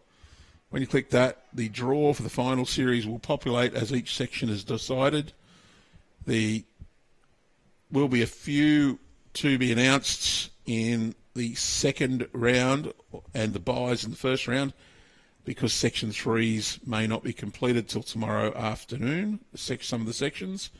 They are the ones that have the buys in the round of 32, same in the men for the round of 64. And first one might have been a bit fortunate, but that is a great bowl from Susan, her last bowl of the game is a very good one, so good way to finish. It will be her last bowl of the tournament as well, because we know the Hills have an unassailable lead next door. They're not going to get knocked off top place in this section. Well, Louise wants to finish off strongly too, and she's got a great bowl to finish. Yes, what a way to finish.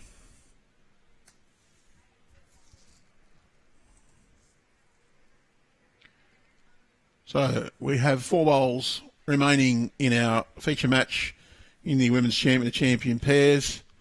We do thank our host clubs, Cabra Vale Diggers, Cabramatta, Marylands, Mount Lewis and St John's Park, and of course the second venue operated by Marylands Guildford in use today.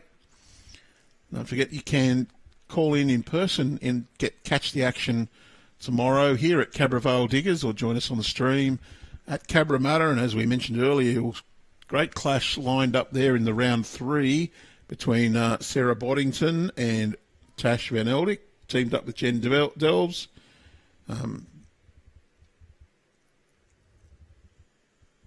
Colleen Starr, I think it was, with Sarah. You can also call in at St John's Park or Mount Lewis or Marylands. Games on at those venues. Each one fantastic hospitality and facilities.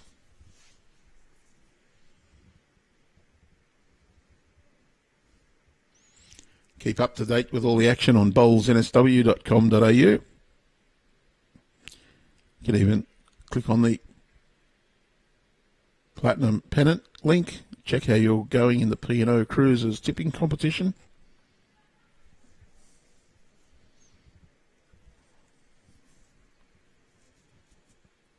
So, not sure who's got shot there. Well, May's attacking, so it's probably not her. She's just going to peel her own bowl over.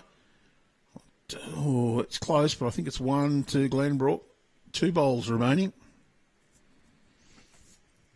Well, she wants to take a chance. Mary Auld can sit that white bowl through. She'll be holding a couple. It's her own bowl just behind. But the danger is you get that jack all the way back. You'll be 3 down.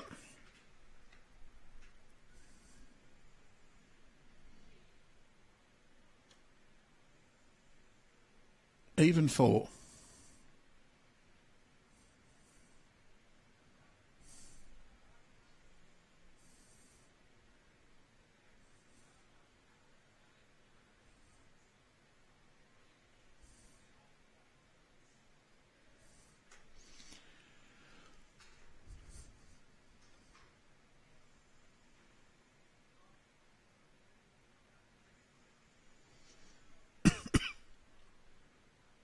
So 2 bowls to go, 1 from Mary, 1 from May. May Wan Lam. Mary has the chance to just play slightly over. A little bit of traffic on that forehand side makes it difficult. She may just opt to try and draw here. May as well throw the dice and try and get a spectacular finish. Well, Mary's going to try and play underneath and take the white bowl out. She's very close, and she's got it. So she made a couple. And I think we'll see the running shot now from May. So we've left the camera back. She's got a chance to play good, solid weight, get that jack straight through the hole, put it underneath the rink number and make maybe even 5 with her bowl, 6 possibly. She can get through. She hits the white bowl and pushes it and runs as well. No harm done. Big chance here. Last bowl of the game. Thinking don't kill it though. She's going to go backhand. She's going at it. Can get 2 bowls for shot. Can get the jack right back. And, oh, she's put it out of bounds.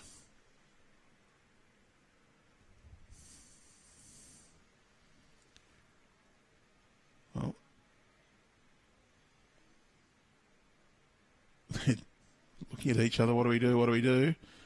Well, there is a written requirement that all ends in sectional play must be played, so they're going to play it. Although we'd excuse them not playing this one because the section is decided. Will be the Hills go through. They're 8 in front playing the last end. They can't lose. Even if they were 7 in front, they still can't be toppled because the combined margins here, well, unless Mount Lewis picked up an 8. Sorry, if Glenbrook picked up an 8, they'd go to 34-18 and be 16 behind. They'd go to a margin of 16. Well, the Hills will beat that anyway, unless they're already on 19. I don't think they'll go below 18, so it is decided. Definitely.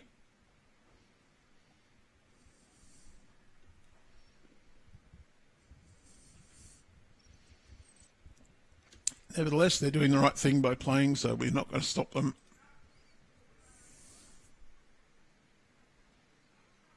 Well, confirmation next door. The Hills have won the section. They've won 21-14. So it is the Hills to go through to tomorrow's round of 32 from section 21. We'll stay with the action, though, just to let everybody from Glenbrook celebrate their team for one more end.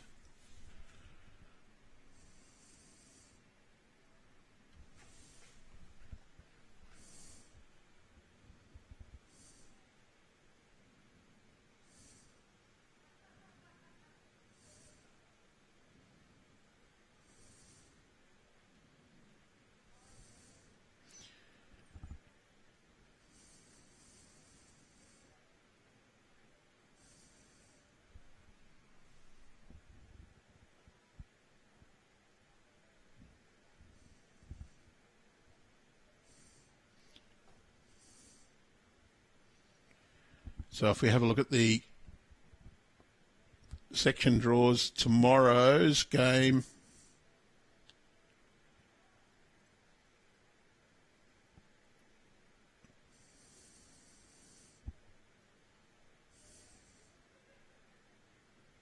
round 3 in progress at the moment in section 1. Ourimbah Lissa RSL plays Grenfell to determine the section. In section 2, Northmead plays Soldiers Point.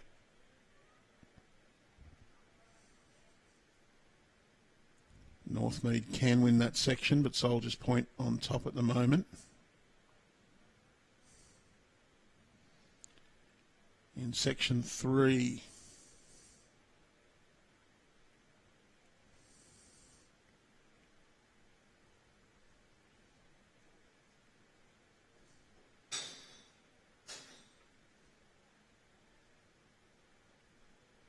not sure there. I think we only got one game through.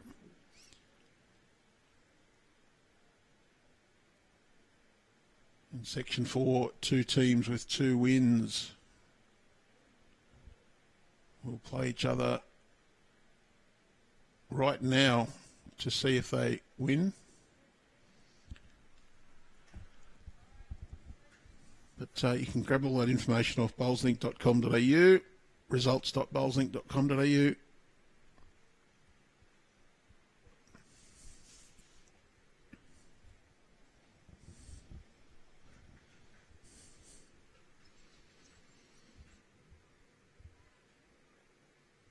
May Lamb wants contact with her own bowl to turn it over. It's just going to sail past.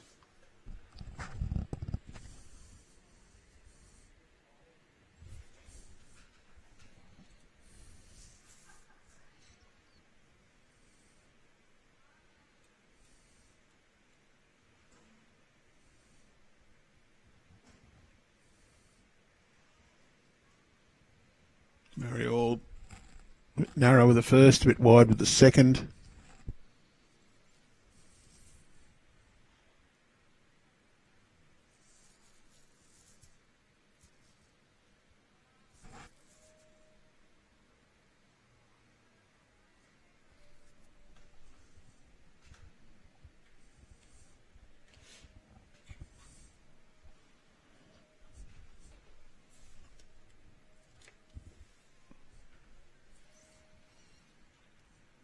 players.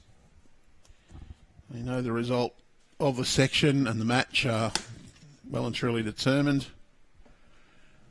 The concentration levels may have dropped just a bit more.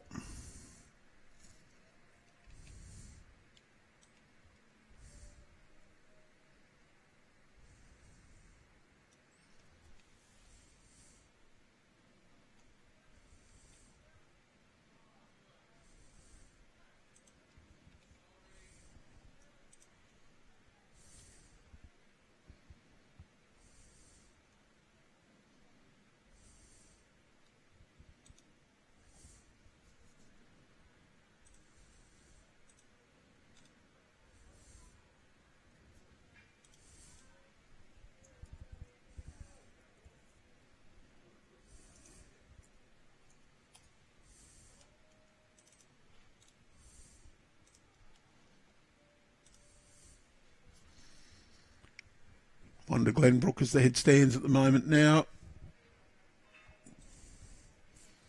Louise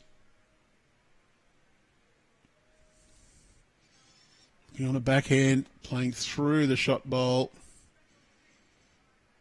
Going to be underneath the line and just going to go underneath the jack as well.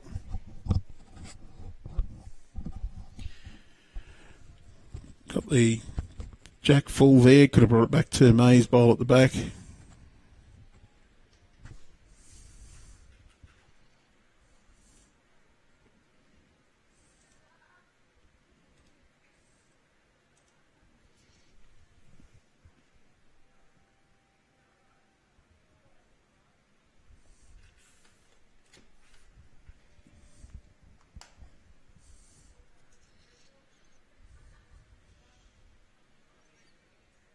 Four bowls remaining after these.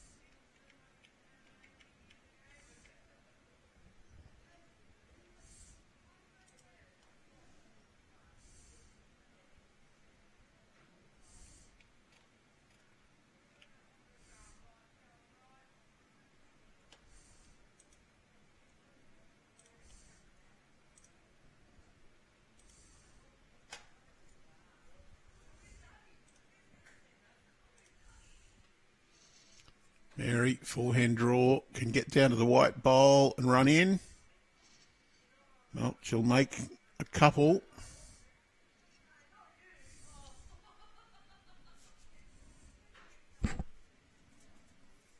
May goes for the run.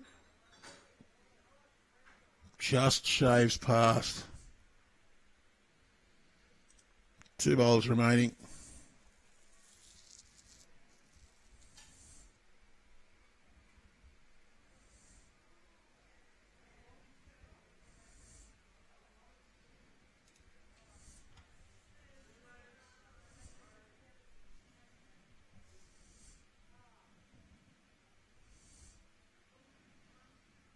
Mary will sit her own bowl at the back, just out of count. May will try and just trail that jack back. Or get the two shot bowls out. If you're going to hit the jack, hit it flush, don't kill it. She's going to be underneath, and that will be the end of the game. Two shots to Glenbrook. They'll take this game 28-18, a 10-shot win. So congratulations, Glenbrook, on completing with two wins and a good margin. But it's the Hills takes the section.